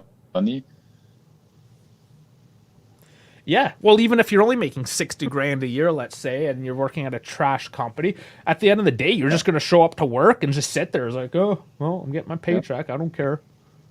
Yeah. Okay, I still can't read this. I'm sorry, I just don't know Cyrillic. But still, welcome. If anybody can translate that, though, it'd be appreciated. Oh man, we've had a lot of discussions today, and haven't. It's indicative of the quality of the game, where we're just like waffling on about stuff instead of actually looking at it. Because I think we're just venting a bit of frustrations and whatnot. But we are 57 minutes in, and there's still not a whole lot. But a yellow card brandished here. The Cambiasso. Goose is saying he's ghosted. He hasn't had his best game, that's for sure. Yeah, that was. He tried to pull out. Yeah, he tried to pull out, but it's a little hard. Rabiot is coming on, and Yildiz and Illing. Allegri's like, screw it, you guys are trash. And this is what I'm saying. Hey, like Allegri knows that it's trash. Yeah. Matt coming off of all people for Rabiot, really? I would have maybe taken Miretti out. Maybe Mac took a knock. He looks. Oh, it's his shoulder. Shoulder. Yeah. He's having troubles taking his jersey off. Yeah. Thank you, Kostic, Illing, Yildiz, Chiesa. Thank you, Max. See how. Yeah. Because now you have an actual left winger that will be on the left side trying to cut in, and you have a Yildiz behind Dusan to not have him that isolated. Now, this being said, because we hear a lot of this from the community, give the youngsters a chance. He took 3 so-called like veterans, mainstays, regulars, and put in 3 youngsters. And to get better, to get worse. Here's an early steal. Well, I shouldn't say Rabiot's a youngster. Two of the 3 changes. See, that's what I like. Like, he kept the ball just a couple of seconds longer. So Rabiot the players, immediately like, were able to get into some space. Like, he can shift his body. Loka having a good push into the box. Wins a throw-in.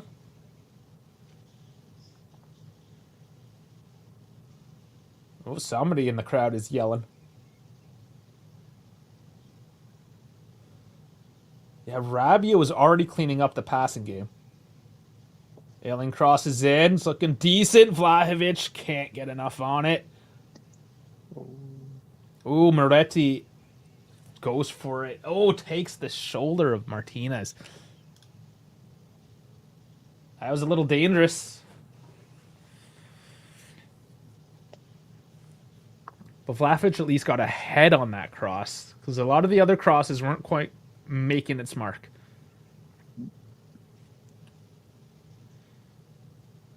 Long ball by Martinez goes straight back to Rabiot now.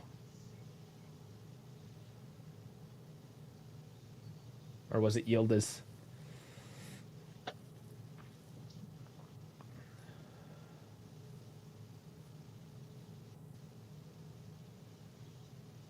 One day this feed will be 1080p or better, and I'll have a bit more clarity.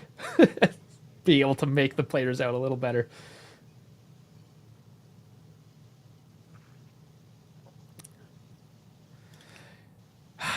Wish we signed. That's an interesting one because we were high on Pulisic and everyone was said we were dumb about it, and now he has a career year with Honestly, Milan. I don't like him as much. He's a great year now, but like see how his second year goes. Like he's not consistent, like for me at least, and he's injury prone.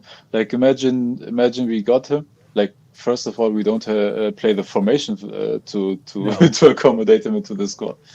And like imagine we have him, and then he gets like a 10-month injury.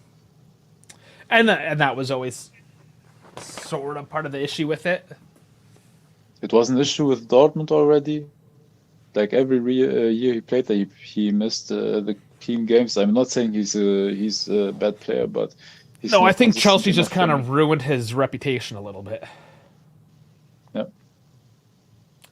But point being, I'm And not saying also like with he's the be Chelsea, all the end all. injuries. Yeah. Yeah. But I just think he was highly undervalued for what he is.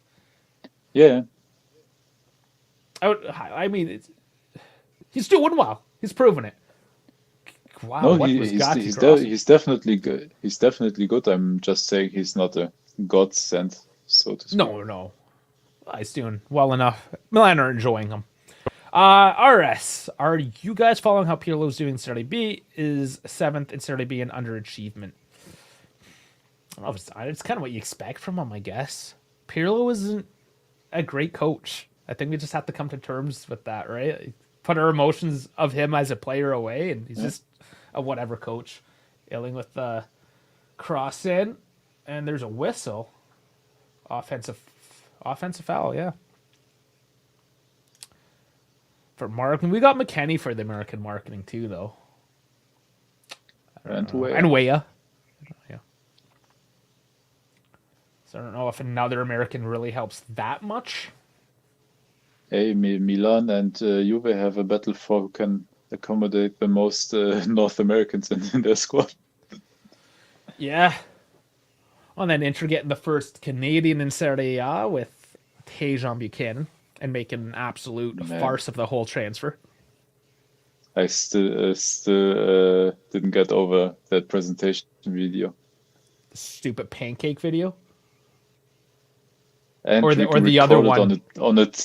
No, the pancake video, and then recorded on a toaster or whatever it was. Yeah, it was his buddy's Samsung. Man, whatever. how are you calling yourself a professional football club? Like an actual business. Okay, you can argue whether they're a business with their 850 million debt, but they're still some sort of a business. And then to do a presentation like that. It's so cringe. And then, I mean, he's from Brampton, which is it's basically where the airport is in Toronto, just outside of the city. And it's not the nicest part of the city, let's say. It's not the worst, but it's not the nicest. And then they go and show, because he's from Canada, they show the Rocky Mountains, which is 3,000 kilometers away on the other side of the country. Geography much, guys? Look at a freaking map. Because like Bramley is just a bunch of brown buildings and Sikh temples. That's honestly what Bramley is. Brampton, that whatever, is same thing. actually crazy. That is the equivalent of like from Germany all the way to East Russia or something like that, kilometer Yeah, wise. it's very. And I just learned about this podcast. Brutalist architecture. It's like that, like very concrete and simple. Okay, we got a free kick here now in a decent position. Moretti and Illing stepping over it. It's going to be a curler into the box. Look how many defenders they have. They have in their own like 6-yard box. They've dropped in tight. Illing takes it. Ooh, a little too much. He was going far post and too much on it. LJJ thinks we're going to score soon. We hope. We went from Pjanic and Dybala to over the ball to Illing and Moretti. Yeah. But I was never a Dybala fan anyways, really, so I don't care. I know he had his moments. It's just I don't like that profile of player personally. It's never upset. Pjanic I liked. Yep. And I understand you need once in a while that style of player, but it's just I'm a Grinta guy. I agree. Grinta gets you a long way if there's a lack of talent. Mm-hmm. And that's how I've lived my whole life. Lack of talent, but pure Grinta. So that's why I like that style. Go for the opportunities, you know? Never said I was good at sports. I just like sports. Yeah. Hell, if we would be great or good at sports, we wouldn't be here. Oh my god. That just dribbled Illing. Just tries a sneaky one and dribbles past the post. Nearly. Right on the edge of the box. Oh, man. Whew, okay. That's a corner. Martinez clearly got a fingertip on that one. That one's cleared up. And another corner. Pjanic was underrated and Chiesa and Loca are overrated. I don't know if was Pjanic underrated? I think Pjanic is underrated, yeah. Yeah. Chiesa is definitely overrated, and honestly, I think Loca is properly rated. Like, I'm not saying he's bad. I'm also not saying he's one of the best midfielders. But Big clearance. Yeah. The volley from Cambiasso goes high. man, Illing, however, is having a decent game today. Oh, it took just a sliver off Martinez's thumb or wrist or something. Yeah.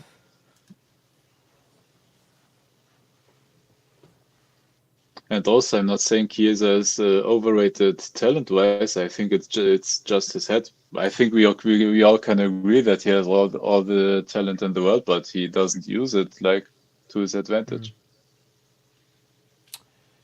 Yeah. It's a problem when you have natural talent. You don't have to have that grit. You don't have to try. And then when you finally get to the big stage, you're now at a bit of a disadvantage.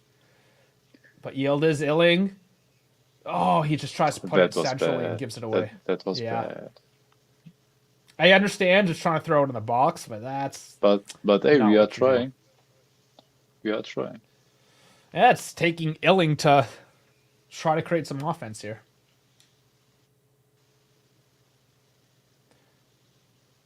Cambiasso, here's... and Vlahovic puts it just wide again. Martinez is super upset with his defense right now for letting that one sneak through. It was a low percentage header from him, but I mean, decent effort. We are still at 62% ball possession. At least we're actually doing something.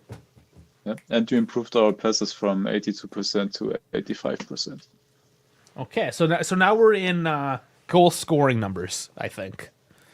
XG is 0.38. That's gone up. Genoa still at 0.19.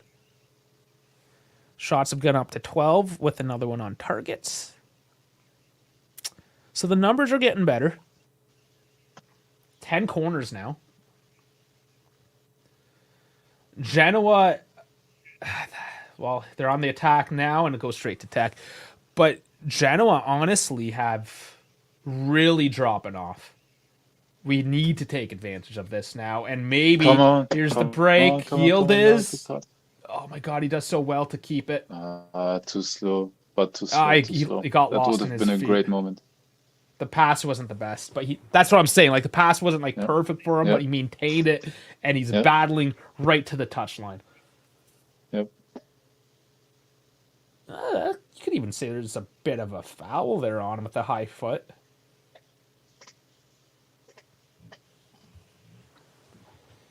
But that's the Grinter, right? That's a kid that has a lot of natural talent, but is willing to throw in the effort. Now, does Yildiz have as much talent as Chiesa does? Probably not, because Chiesa is a lot more mature, let's say, technically wise. He's got a lot more years under his belt. Doesn't look like that sometimes, but yeah. Yeah, if you just take the bullshit away, right? Like he probably just on paper has more talent. But you put Yildiz if he continues on that trajectory. Yeah. No, Chiesa is incredibly talented, honestly. I just think, like I said earlier, his head gets in his way sometimes. Absolutely. And that's the difference at the top levels. Even at the lower levels, but definitely at the top levels, it's mental. Yeah, it's mental. Yeah.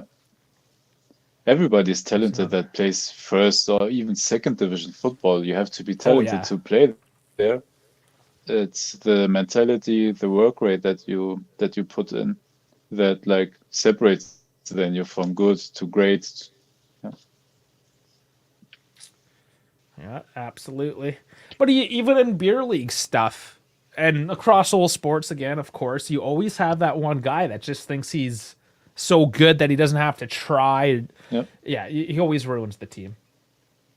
Yeah. I remember playing hockey. We'd have this one guy. He would always try to deke somebody out on the blue line, which is where the offside would be called. And he would spin himself offside every time because he tried to deke the defense out at the blue line, which everyone knows that you just don't do because you have to get yourself onside. And that's what the defense is doing, is trying to trap you offside, right? But this guy thought he was so good. Regardless, piece of shit. Nobody liked him. The bench was just like, why don't you... Yeah, intelligence. And we just yell at him every time he did it. And when your whole bench is yelling at you for being dumb, you should probably stop being dumb. Oh, yeah. And that's the thing with hockey, is that because you rotate your bench constantly, is that you can observe the game, right? And footy, you're always in the game unless you're on the bench. But like when you're playing, you're playing. In hockey, you get to observe a lot. Observe a lot of the game, and it can make you a lot more frustrated as you're on the bench. Like, what the? Come on, stop doing this. And then you're on 30 seconds later trying to do your own thing. Because that's a shift in hockey, 30, 40 seconds, typically. That's why I like it. You can just go, just go full out, 30 seconds. Okay, guys, come back in another 2 minutes. Taking a break. Hey, job done. Yeah. Well, because again, I wasn't a skilled player. I was more a depth grinta player, right? So I would literally go on just to cause shit, throw some elbows, come off. So you were the equivalent of the NBA player that you throw in from the bench to get his 5 fouls and he's gone. Yeah, pretty much. Yeah. If I was a basketball player, I never really got into it as much. I wasn't tall enough. Actually, it was basketball that first wrecked my ankles. Oh. Playing basketball. I never even really got full into basketball. Now the cross in from Illing. Hits Vlahovic, but drops back out to Bremer.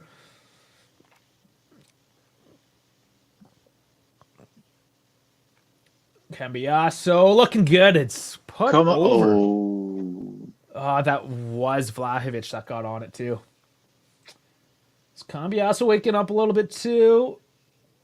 Yeah, he's just falling back. We had a couple of those. Man, it looked like he got shot in the face. It's like somebody just took a gun to his head. He was trying to limbo. Oh man, yeah, he was definitely not in the position to get that. Good attempts at the end of the day. But we're 75 minutes in.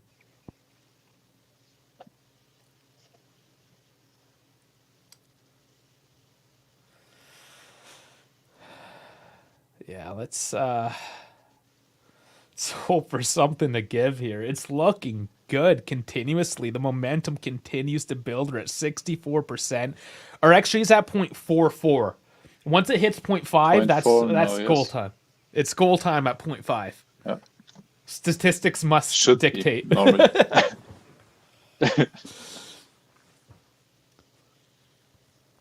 Still 85% passing. 361 passes to 189. It's a bit lopsided there. You want to start the Jorginho debate again? How he would do in this Jorginho. midfield? In the game where you need control over the midfield? He would do well. I mean, and there's just a given away pass. Too easy. Way too easy. Because you don't need a high tempo, high energy regista. Yeah. You need a guy on there. that can just sit back a bit more and distribute the ball from there. Keep it a couple of seconds, see where the players are spreading, and then dish it out. And just to be able to control that ball under pressure and Yeah. not just be like, oh, I'm pressured, give it away. Yeah. No, it's like, okay, I'm gonna maintain control under this pressure, find that outlet, and make that outlet pass. That's a true regista compared to having Locatelli try to do it. He does okay. But yeah, I'm still on board for Jorginho. I always have been, honestly. Like, if the team was going to play with a regista, I've always been okay with having Jorginho as the regista. Yeah. Now, if the team didn't have a regista, if they're not playing that style, then no, I don't want Jorginho. No, I agree. He's like specific to that role. If you play the double pivot midfield only, he won't fit in there. Like he fits in the midfield. Like with Arsenal, he plays with Odegaard, who barely does any defensive work. He's like mainly focused on dishing the ball out, so Jorginho can distribute it to Odegaard. And has also like a defensive cover, like Thomas Partey or somebody like that to just to cover Jorginho, so he can focus on dishing the ball to either the 10 in front of him or the wingers. Yeah. So Weah is now coming in for Moretti. Let's see how they all line up here. I don't know if Weah is going to play midfield or not. All right winger. Combi, yeah. Let's see. They're running the defensive ways now. Weah's immediately working in here. Does well enough to get Genoa to give the ball up. Yeah.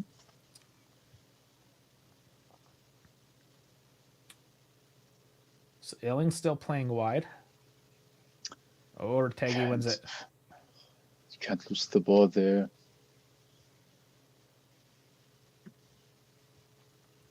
Vlahovic is hella overrated. He is cruising on 2 decent performances in 6 weeks.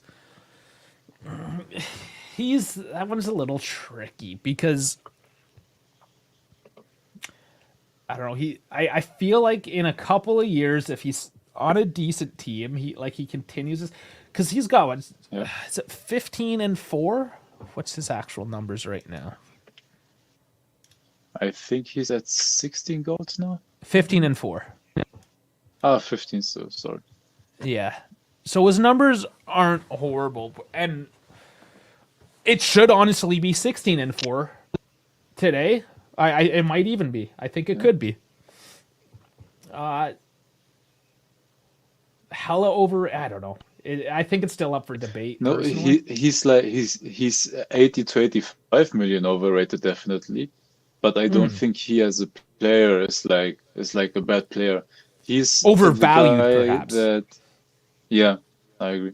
No, he's the guy that is a pure confidence player. If it works, it works. If it doesn't work, he's like a bit hands down, commits fouls, gets yellows, and things like that. But And that's maybe on a bit of his fire, age. like he's literally on fire. Do you remember how he had goals from outside the box with his right foot, even though he can't use it to save his life normally? Like And if he's he has the confidence 24. and is on fire, he's proper good. But yeah, he's of course not like 80 to 85 million good. Yeah, JC saying if Vlahovic gets service, he scores, but all he's getting is Hail Mary crosses. It's part of it. He's trying to work the header game. And it's not that he's bad at the header game. It's certainly not his strong point, though. Hey, on FIFA, he's a beast with his head. Pause. Oh, yeah, he's ridiculous in FIFA. A lot of players are ridiculous in FIFA, though. Yeah. Ooh, Keane's coming on. Moisey. Moisey. Coming straight out the booth. It's been a while. Coming off injuries. Almost leaving to Atleti. Imagine that. If he's with Atleti, he'd be in the quarterfinals, the UCL. Imagine he scored a penalty against Inter. Oh, man. Nice turn and burn here. Cambiasso, he's got Flavic, he's got no, it goes nowhere. At that point, if you're in that position, just take the shot. Yeah, it was Illing there coming in on the left flank, and he kind of like fell over the ball.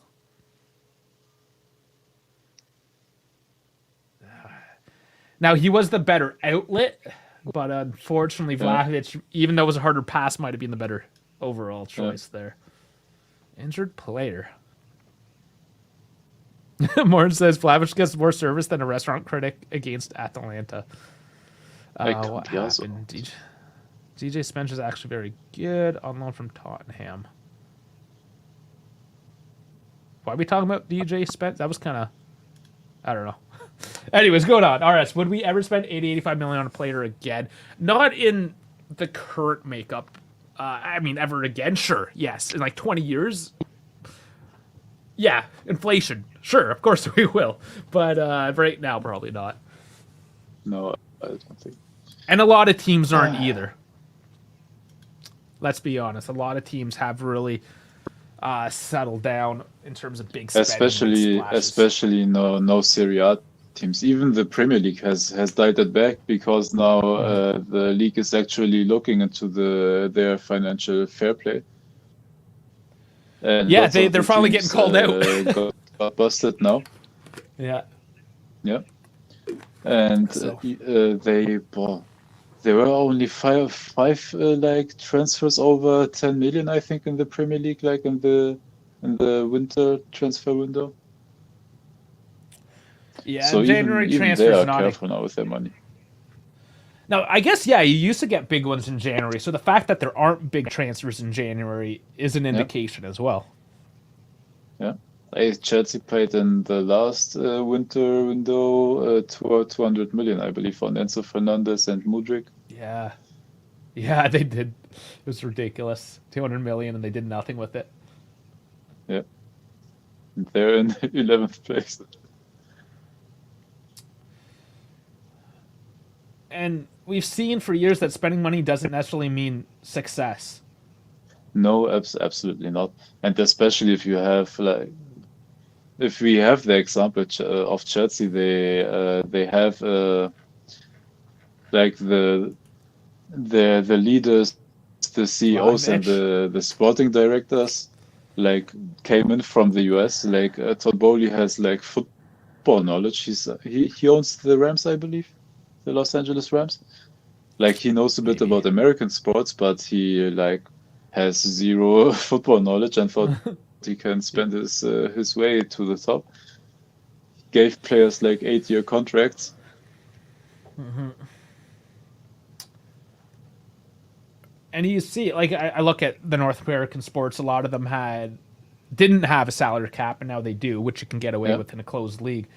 But famously, the New York Rangers, being New York, just tons and tons of money, always had the most expensive salary. And then Toronto having like the second most expensive one, being this biggest city in Canada. Hockey being, neither one of them did shit through the 90s, the 80s, whatever. None of them did anything. All that money, and then the salary cap came in, and then they actually had to try again. And they still didn't do anything for 20 years. So yeah, money doesn't mean shit necessarily. 5 minutes left.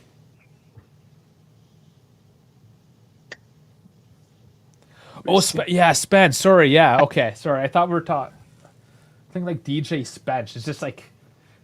Oh no, it's Jet. It's just a name. Is that his name, DJ? No, it's Jet DJET, I believe.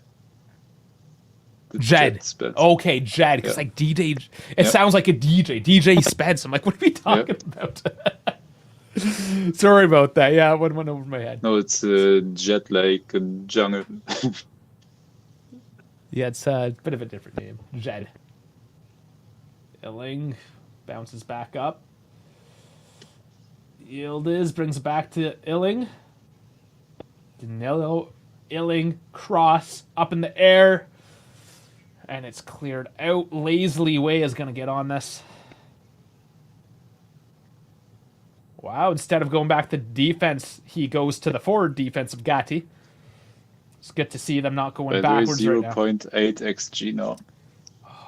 Well, it's there. We're getting the goal, guys. It should be with Gatti the next playing chance. right wing. Yeah, come on, Gatti.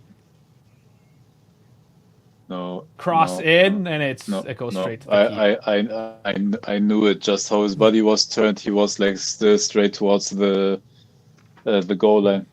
He didn't have any like good angle. Flavic wasted service like was free against Napoli. That's the one game I missed and did. Well, I didn't completely miss it, but yeah, I wasn't. I can't comment as confidently on what had happened to him there. JC, we did say, at least I said, and I know Vlad said yesterday, that we want a clean sheet. So be careful what you wish for. 0-0 wasn't the clean sheet necessarily I wanted, but it's something. It is something. Defensively, it's something. I don't know how much else we could say about it, but it's a start. Hey, my Berlin team is leading 3-2 right now. Nice. Because there's multiple Berlin teams, right? Yeah, it's Hertha Berlin. Hertha, The Union okay. Berlin was the team that Bonucci went to, and minus Yes. the other that got relegated last year. So Hertha, Union, and who else? It's those two. Oh, so just the two. I thought there Yeah, might be the more. other one are no, they are like third division teams and local teams, stuff Yeah, like that. yeah. But those are the two big Berlin teams. Yeah. Okay, so yeah, those are the ones everyone knows about, anyways. Yeah. Are you from Berlin? Yeah, I'm born and raised. Oh, okay, right on. I never actually asked which part of Germany, so there you go, Berlin. Yeah. The part of Germany I haven't been to and should have been. Born and raised in Berlin. Awesome. I heard it's a great city. Oh, It's a party It city. has this. It's a big party city, but if you're not a guy that goes partying, it's a bit like just a big city you're living in. Yeah, I suppose. And that's what I heard. It's like if you want to have a good time. Because I always end up in like Frankfurt and stuff anytime I've been, just because that's the big hub. Yeah. Yeah. And I mean, Frankfurt's nice, and but Munich, then it's the financial Munich capital. Yeah. Yeah, and Munich's the other one I've been. I've been to Germany. I just haven't like really been around the country, Yeah. unfortunately.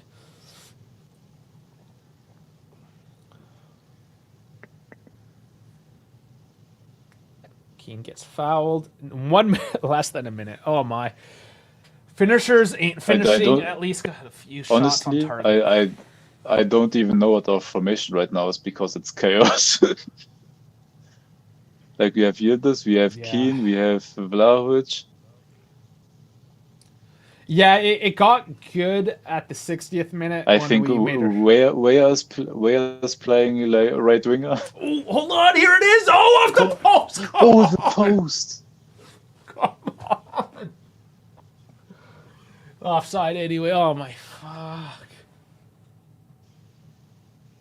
Man, Oh, the initial shot wasn't offside. It was off the post. Vlahovic couldn't receive it.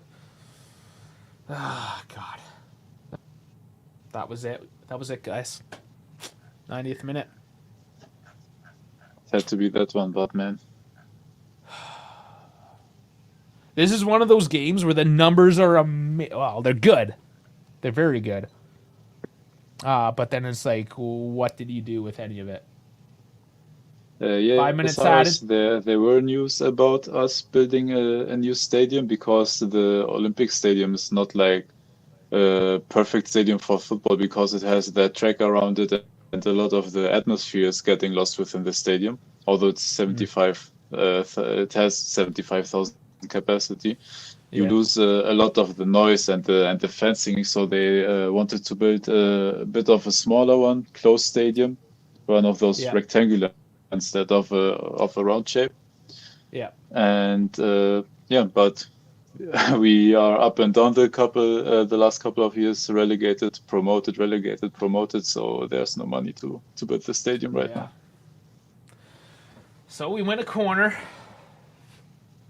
4 minutes. There was news a few years ago that Hertha Berlin was going to build a new stadium. Yeah, okay, that's what you're replying to. Yeah. Yeah. Where was it? Was it Berlin where the fans just like straight up started helping to build? I think it Oh, was a second division I team. don't know It honestly. was a few years ago now. I can't remember. I don't know honestly. Oh no, it doesn't quite make the Vlahovic. And yeah, that's a free kick for Genoa. Vlahovic is not happy. Oh, he lashed out at the ref. Oh no. Oh, because there was a punch. Yeah, because he almost got punched. I can see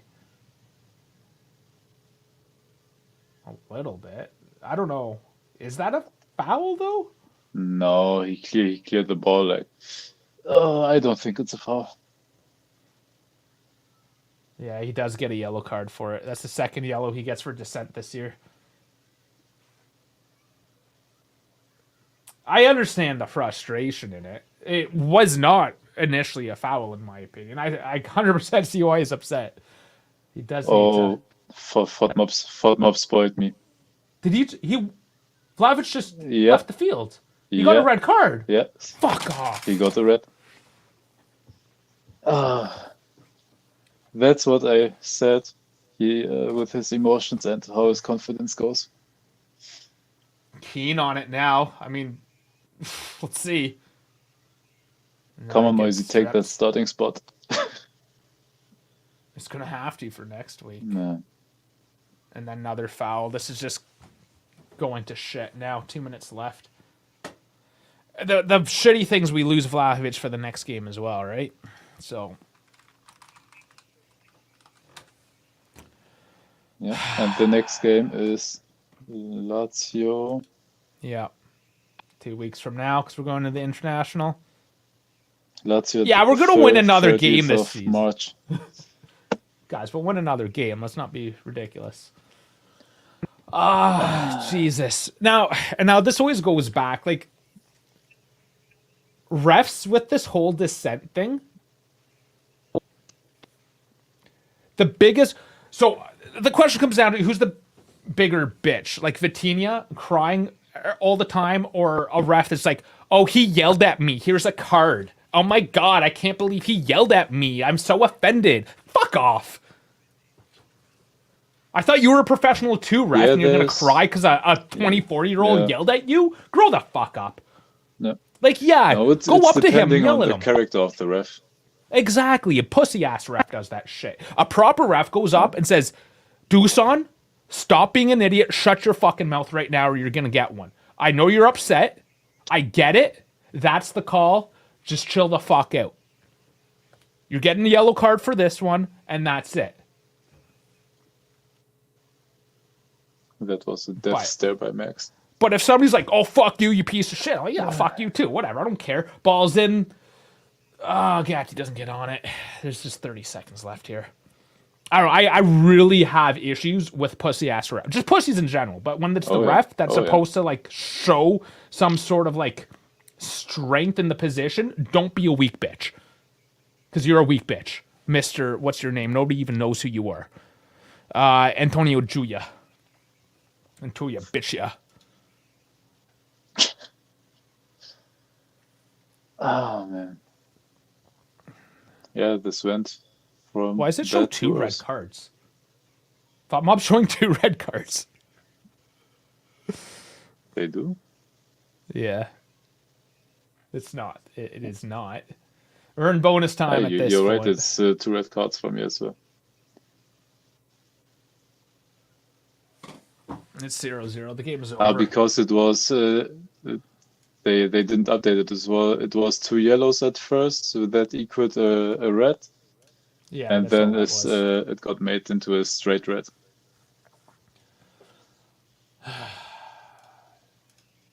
There's lots of frustrations in this game. Oh yeah, that wasn't a beauty. Man. So there's our 2 red cards there up on the board. It is only 1. Moretti getting a 7, Lucas 7-3. So Bremer an 8. Is a 5-5. There's so right. many greens. Sorry, but how did Loka get this 7? Yeah. 7-3? It's I'm not sure. But a bit of 7s, a bit of 6s for both teams. Danilo picking up a yellow with Cambiasso. Vlahovic missing the next match. Oliveira, the only card on Genoa's side. But yeah, I don't know if I can completely agree with all these. Bremer with an 8, like he did well, but But you can see it positively. We are tied with Milan on points. And Dash, I know your argument. Don't give the ref the ability to card you. Don't give a ref the ability to be a ref if he's an actual piece of cunt. That's what I gotta say. Like, Davide fucking Massa needs to fuck off. Like, no, honestly, if a 24-year-old came up to me and started mouthing off to me, I'd be like, dude, you're a fucking child. What? I don't care what you say. Go drop your fucking balls in the corner and then come talk to me like an adult in 5 minutes. Like, am I empowering myself by giving this guy a yellow card? No, giving the guy a yellow card doesn't actually teach these people anything. It's punitive. Punitive punishment doesn't actually teach people shit. Going up to him and say, Dusan, you're a fucking bitch. Stop being a fucking child. Grow the fuck up and play the game. Because I'm about to give you a red card right now. That's how shit works in life. You teach people. You talk to people. Brandishing a yellow card because your feelings are hurt makes you the fucking cunt. Anyways. I'm upset with this one. Yeah, Italian referees are a joke because they're all bitches. That's true. They agree with you.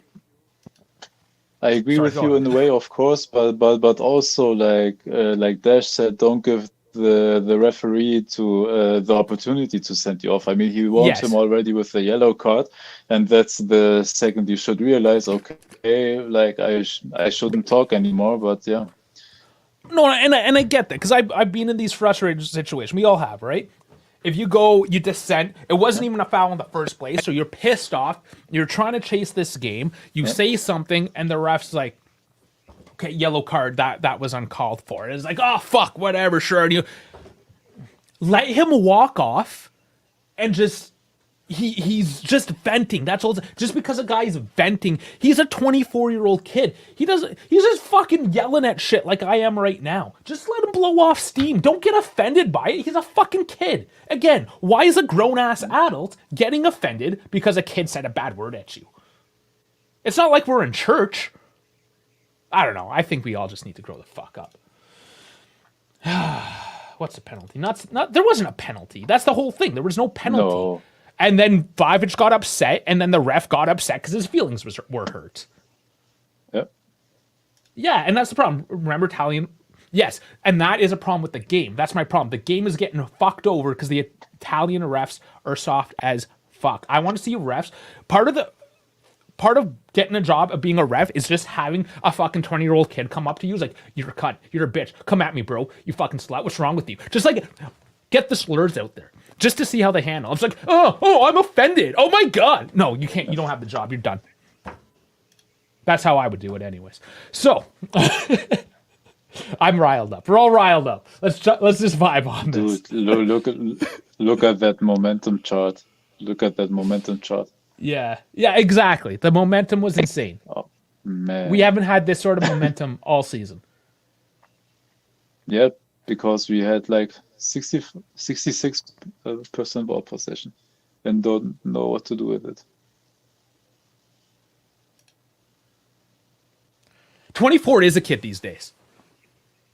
Have you seen the kids these days? Back in the day, you were married, out with a job, taking care of your family at like 15, 16 years old. Now you live with your parents until you're 30. Yes, kids in their 20s. And I look back to when I was in my 20s, especially when you're looking at these privileged ass kids that have money and have been put in this bubble. These guys, yes, they don't know how to react in life. Just like the refs, because they've been given this bubble and all this money, maybe not as much money, but all these people come from privilege. People that come from this like level of privilege and put in this spot, they're the softest motherfuckers out there. These players are shit, and I don't know how Kostic is still playing for us. Well, I got subbed at 57 minutes, so I've seen players get on refs' faces way worse. Yes, I remember 09 Barcelona versus Chelsea semis, and Chelsea players got on refs' face. Yeah, harsh from ref. He gave DV a yellow, and he expected a hug after. Yeah, no, the whole world's gone all like kumbaya. Let's like stroke each other off and like, I don't know. We're a bunch of bitches. We're all bitches. This game is stupid. XG was at 1. Their XG did not change in the second half at all.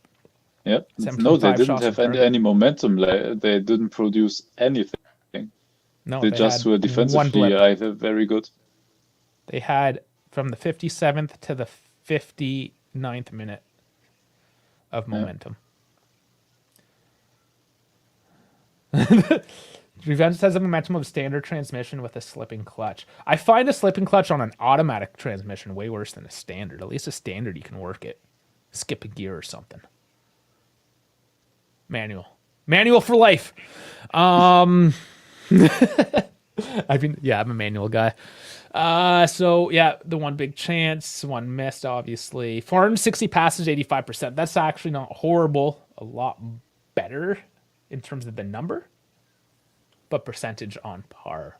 Fouls both at 11, corners 12 to do. Being soft at 24 ain't the ref's fault or his problem. No, but the ref being soft is his problem. That's what I'm saying. Like, he already gave the yellow card. Getting yelled at, being called, like, if I go up to you, Dave's like, you're a fucking pussy. What's your response? Go fuck yourself? I'm coming right into your face. Pause. Yeah, I just like, just go fuck yourself. Fuck you. Fuck you. Okay. Yeah. Cool. Let's move on. That's it. But there's people, like, for instance, there's this one woman who's like, I can't believe I hadn't heard this word in years. I can't believe it's still used. It's like, well, where was it? Oh, somebody's used the word cunt. I'm like, really? You haven't used it? Like Australians, English, even like Newfoundlanders here in Canada, like that's part of their culture. They use it all the time. My 96-year-old grandmother called my wife, her granddaughter, a cunt all the time because that's just what they do. And that's the problem. Oh, well, I can't believe they called me that. Oh my God, I'm so offended. Then fuck off somewhere because we don't need you. The question is now to answer. Sorry, read it out first. I wanted to answer immediately. Sorry. Okay, the question now is: is this the real Doosan? Was January, February a fluke? Okay, what do you got?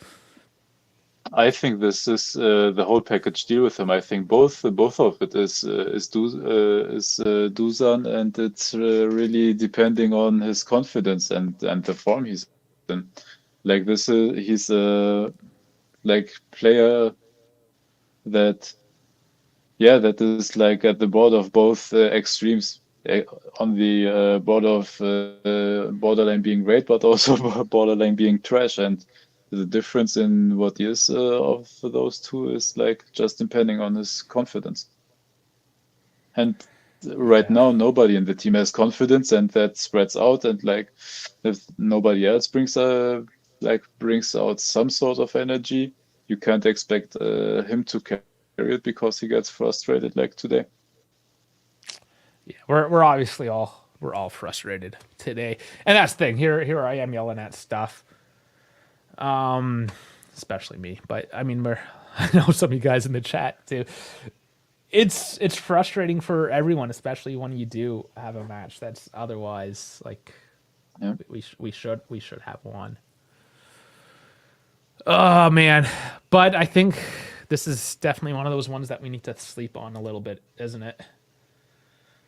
There's not much to talk about, honestly, I believe. Frankie commenting on his Mexicans, yeah. Yeah, we need a lot. This is just Tucson's turned into 04 USMT striker all of a sudden. Yeah, I don't know. I feel personally, because I'm O'Reilly. This is why we do the day after. We are coming at you tomorrow for the day after. Anyways, Dash needs to get through St. Patty's Day. I need to, I don't know. Maybe just take the dogs out for a walk. That's what I'm missing. I didn't have my morning walk yet. That's what I'm going to do. And this is what you do. This is what you do when you're all frustrated. This is what, like, Mr. whatever pussy-ass ref you are. Just walk away. Take a breath. That's what I'm about to do. I'm not going to go around and start like, oh, I'm offended. I can't believe my team lost today. I'm so offended. I'm going to go take it out on other people because I'm just such, I have no, I'm not manly enough to be able to handle my own emotions. I'm just going to brandish yellow cards at people. No, I'm just going to go for a walk with my dogs. That's what's happening. And what was, okay. I mean, yeah. Yeah. Top 4 is at risk now. Absolutely. Okay. You fire Allegri and then what, like how many times do you have to go through? Fire him. Fucking fire him. Fire him, Anthony. What do you got? You're going to lose again. You're going to lose more. Fuck it. Burn it down. We're burning the shit down. Set it on fire. Fuck it all. Nobody gives a fuck anymore. Let's just give yellow cards to ourselves because we're pussies. Everyone here in the chat, you all get a yellow card for being a pussy. That's where we're at. Because we all deserve it. And I get the red card because I'm a double pussy. And the next Fire Allegri will get the red. Yeah. Something has to change. Something has to change. I'm just not convinced that you throw in a new coach and that's what changes things right now. Having people like Chiesa crying all the time. Like, Chiesa, honestly, would be a perfect Italian ref. The amount he cries and complains and gets offended about shit. He took the wrong... Barella. Yeah. Or Barella. Those are perfect Italian refs. Anyways. Allegri is a coach made for teams, not for a rebuild. Yeah. Yeah, but who do we know that we can use for a rebuild? Who can we use for a rebuild right now? That is a sure thing. You can throw in Conte, but now that we're going to potentially two competitions, Conte doesn't build up anything. What does Mata's unproven, and we can continue to throw Mata around, but we just don't know. Mata's a cool, fun, exciting name. It's like, oh, I got a new girlfriend and she's amazing and hot. Turns out she's a psycho bitch. We don't know. We just don't know. Bro, it's just Maddie's losing his hair at 26. Yeah, well, that's what happens when you cry all the time. You look like you turn into an old man by acting like a child. Not even about a new coach, just the principal standards who cannot accept this. But then it's just better standards. But then who you put again? What you need somebody. What are the standards you accept, and who is the coach that can accomplish that? There's no one out right now that I can say to you definitely will get that accomplished. We're in a corner. That's why we're frustrated. That's why we're pissed off. We're put in a corner. We're running out of options at this point. I so what know we are saying Motta, but Motta will be either the same thing or worse. We don't know if he will be better. But again, he has not played in Europe. He hasn't played all these competitions, and we are going into 70-game season. He may be able to do it. All I'm saying is we don't fucking know. We don't have a clue. So don't pretend that anybody does, because nobody does. Like, I'm actually getting tired of people saying, oh, Mata, or this, or... You don't actually fucking know. It's an opinion. Nobody knows. It's just us jerking off on each other saying, oh, yeah, my opinion's better than yours. No, fuck, is it? You think your opinion's better because we're biased to our own opinion, but nobody has a fucking clue. If anybody had a fucking clue right now, we wouldn't be in this situation, would we? Yep. So. We don't have Juve quality players, just a bunch of prima donnas. A lot of them. I mean, McKennie, unfortunately, knocked up, McKennie's good. Bremer. Loka's got some grinder. Yildiz. Not all of them. There's some bright spots in this team, absolutely. But we do have to move away from those negative Nancy's, those prima donnas, those guys that act like Italian refs like he is. We need a first half coach and a second half coach, yeah. We're going to dump 90+ million. I'm going to say for sure we're going to spend 50. We'll spend 50. I don't know. We will only spend 90 if we will make 90. Though don't Yeah. forget the So club is we have still around 100 million or 80 million debt, I believe.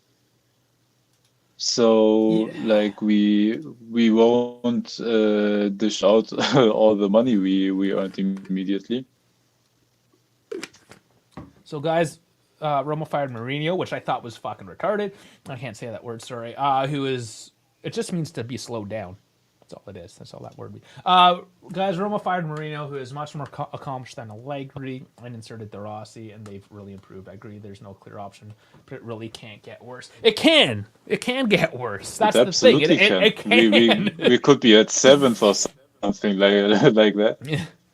And we have been there before. And we might still get there. But yes, it 100% can get worse. There's 17 more places worse it can get. So yeah, there's room for disapprovement. Juventus ain't paying a buyout clause. Ain't nobody got time for that. No. No, I'm not. I wasn't referring to Charlie. I'm just thinking that we, in my opinion anyways, we will spend that 40 to 50 million for that top tier midfielder because we absolutely need it, most especially Yep. if we're not going to retain Rabiot. So I'm going to say probably 50-ish, and then depending on some sales like Sule, whatnot, how much money you get off that might open up a bit more, but then we might actually retain a lot of these players because we might be fighting on so many different fronts next year. It's a little early. And also about the De Rossi discussion right now in the chat. Honestly, we don't even know if it will be consistent the performances he's showing right now, or if it's just a new coach syndrome. Yeah, we We do will have to be see careful if with he that. does that consistently until the end of the season. Yeah, there's definitely. Well, we saw Lazio there with I can't remember his name. Like some. I He, forgot it. yeah, he was part of the management team with Sarri. He agreed to do the one match until Tudor came Yeah. in. They ended up winning. There's 100% a honeymoon phase with a new coach. There's a psychology things like, yeah, we wanna bag one for the new guy. We'll do this. The Rossi club legend. I think there's a lot of like, yes, we're gonna fight, and you can say that with Pirlo. Pirlo got some of his success just, I believe, from the fact that he was Pirlo, and the players just wanted to fight for that name. But we see how he is as an actual coach, right? There's just too many questions. All I'm saying is like have a discussion. It's fine. I know we're having more of a heated discussion right now because we're all riled up. I'm riled up. I'm calm. No, you are calm. We need you. You're my dash today. But at the end of the day, me, you, nobody here knows anything. Let's be honest Yeah, with ourselves. and that's why we, knowing better, of course, we have to say, or to think at least, that we have to stay put right now, because otherwise we may make it worse. We don't know that. Yeah. And Goose saying we got to make to the summer. Yeah, we might pick things up. Regardless, the summer, we can't do anything. There's no transfer market until June. There's nothing we can do. We have to work with what we get, with what we got. Sorry. The only thing, honestly, we could do is fire the coach, sure. Throw in Conti for a few months. He wouldn't even take that job. And that's the thing. The person, you can throw a name out, but is he going to take the job? You got to consider that. Every team gets the new, then they fall back to earth. Marino has Champions League experience, but league dude struggles as well. Even at RM, Real Madrid, he did not have a good stint. Yeah, I mean, Mourinho, he's good and bad all at the same time. And by the way, we have still 11 points gap on Roma, so chill out, everybody. Yeah, I get it. Like, we're in the moment. This is why we're doing the day after, so we can calm down, so I can walk the dogs like 5 times between now and then. Del Neri, Juve played better football, no joke. What is the benefit of keeping Allegri over a caretaker at this point? There's no chance for improvement this man, that is certain. That it was different football back then too. It's just everything was different back then. It's hard to make a complete parallel. It's just there's just too much time. League's different, players are different, management, everything. Just everything is different. Post-COVID makes things different. It's hard to make a complete parallel with that one. But that being said, again, like we know there's a problem. My biggest alarm is, okay, we're fed up with Allegri. You get rid of him. Are you okay with finishing in 7th place, potentially, by throwing in whichever as? Because you're not getting Mata right now. And that's the thing. If you get a coach right now, who are you going to get? Mazzarri? Mazzarri? Sorry, I can't even say the guy's name. That asshole. You're going to pick up Mourinho? Are you going to pick up any of these guys that just got fired? I mean, they got fired for a reason. Who else is out there waiting in the shadows other than Conte? There was Tudor. And Conte won't work on this dumpster fire right now. No, and that's the thing. Who is there, and who will come, and is there a financial agreement that can be made there? There's like a trifecta that has to be achieved before anything. Yeah. So honestly, yes, that's why I am so like strong-headed. Just do what you need. We can't do a thing until June. Just work internally with what you have. You have to work with what you got. And maybe we will. Maybe we won't. The goal has always been top 4, and we are still very much fighting for top 4 at this point. So let's just stay positive. It's St. Patty's Day, so I don't know. Get drunk. Because I don't know. Until then, you got 2 weeks. You got 2 weeks to chill out, have a few drinks, walk your dogs, and whatever calms you down. Maybe I'll do both, and then we'll reassess against Lazio. So the problem with the formation is we don't have fullbacks. Yeah, we have no. It's not just the fullbacks. We don't have anybody for different formations. Yeah. We don't have good wingers. The guys that are playing wingers right now are not good wingers. We don't have fullbacks. Sorry, no, JC's got some fighting words there because Ali made the same Del Neri comments apparently. And if you're in our Discord, you know how we feel about certain things. So while I'm out of here, gotta go bartend. Oh, buddy, yeah, absolutely. Ooh, have fun, Frankie, and dish out some red cards. Yeah, just throw some red cards. Like as soon as some drunk guy says, "Oh, why you fucking red card," just get offended. Get out of here. The question is the alternative floor worth the ceiling? Is finishing 7th worth playing good? Some people want to play beautiful football in 10th place. Yeah, and you know what these teams are? That is Brighton. That is the De Zerbi coaching.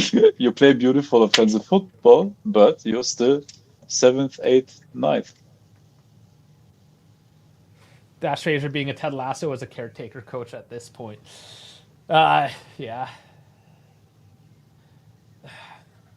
Ted Lasso. It's a good show. Anthony, I've been Allegri out since the home loss to Benfica last season. I'll always be grateful to the man, but enough's enough. There's no excuse for performance such as today.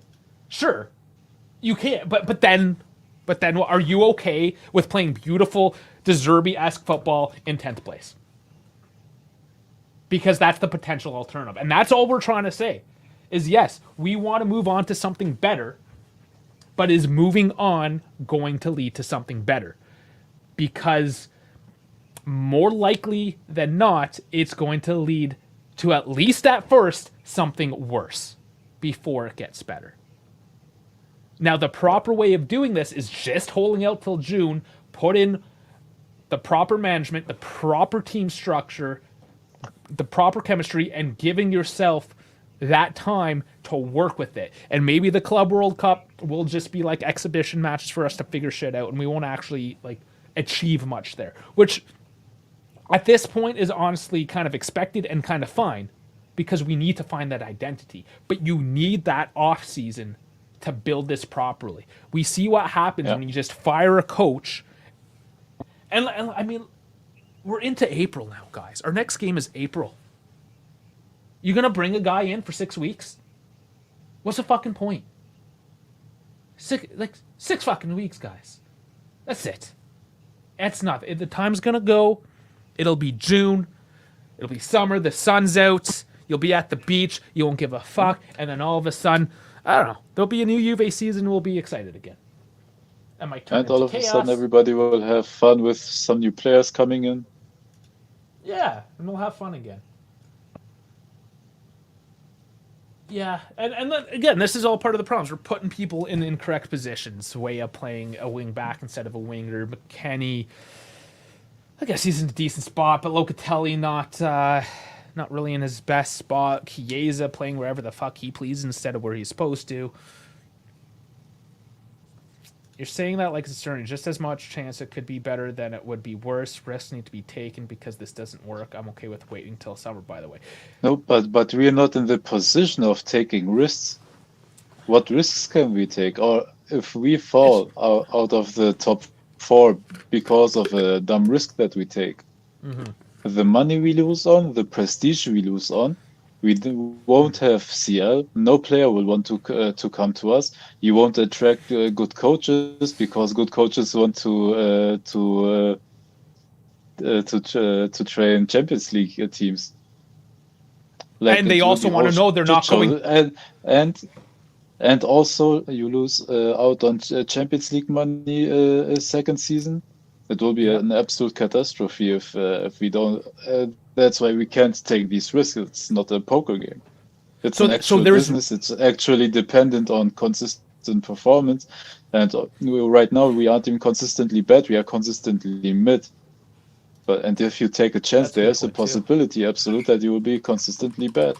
We don't. Of course, we don't know. Maybe we get a guy that will give us 5-0 bangers every week. But how do you know that?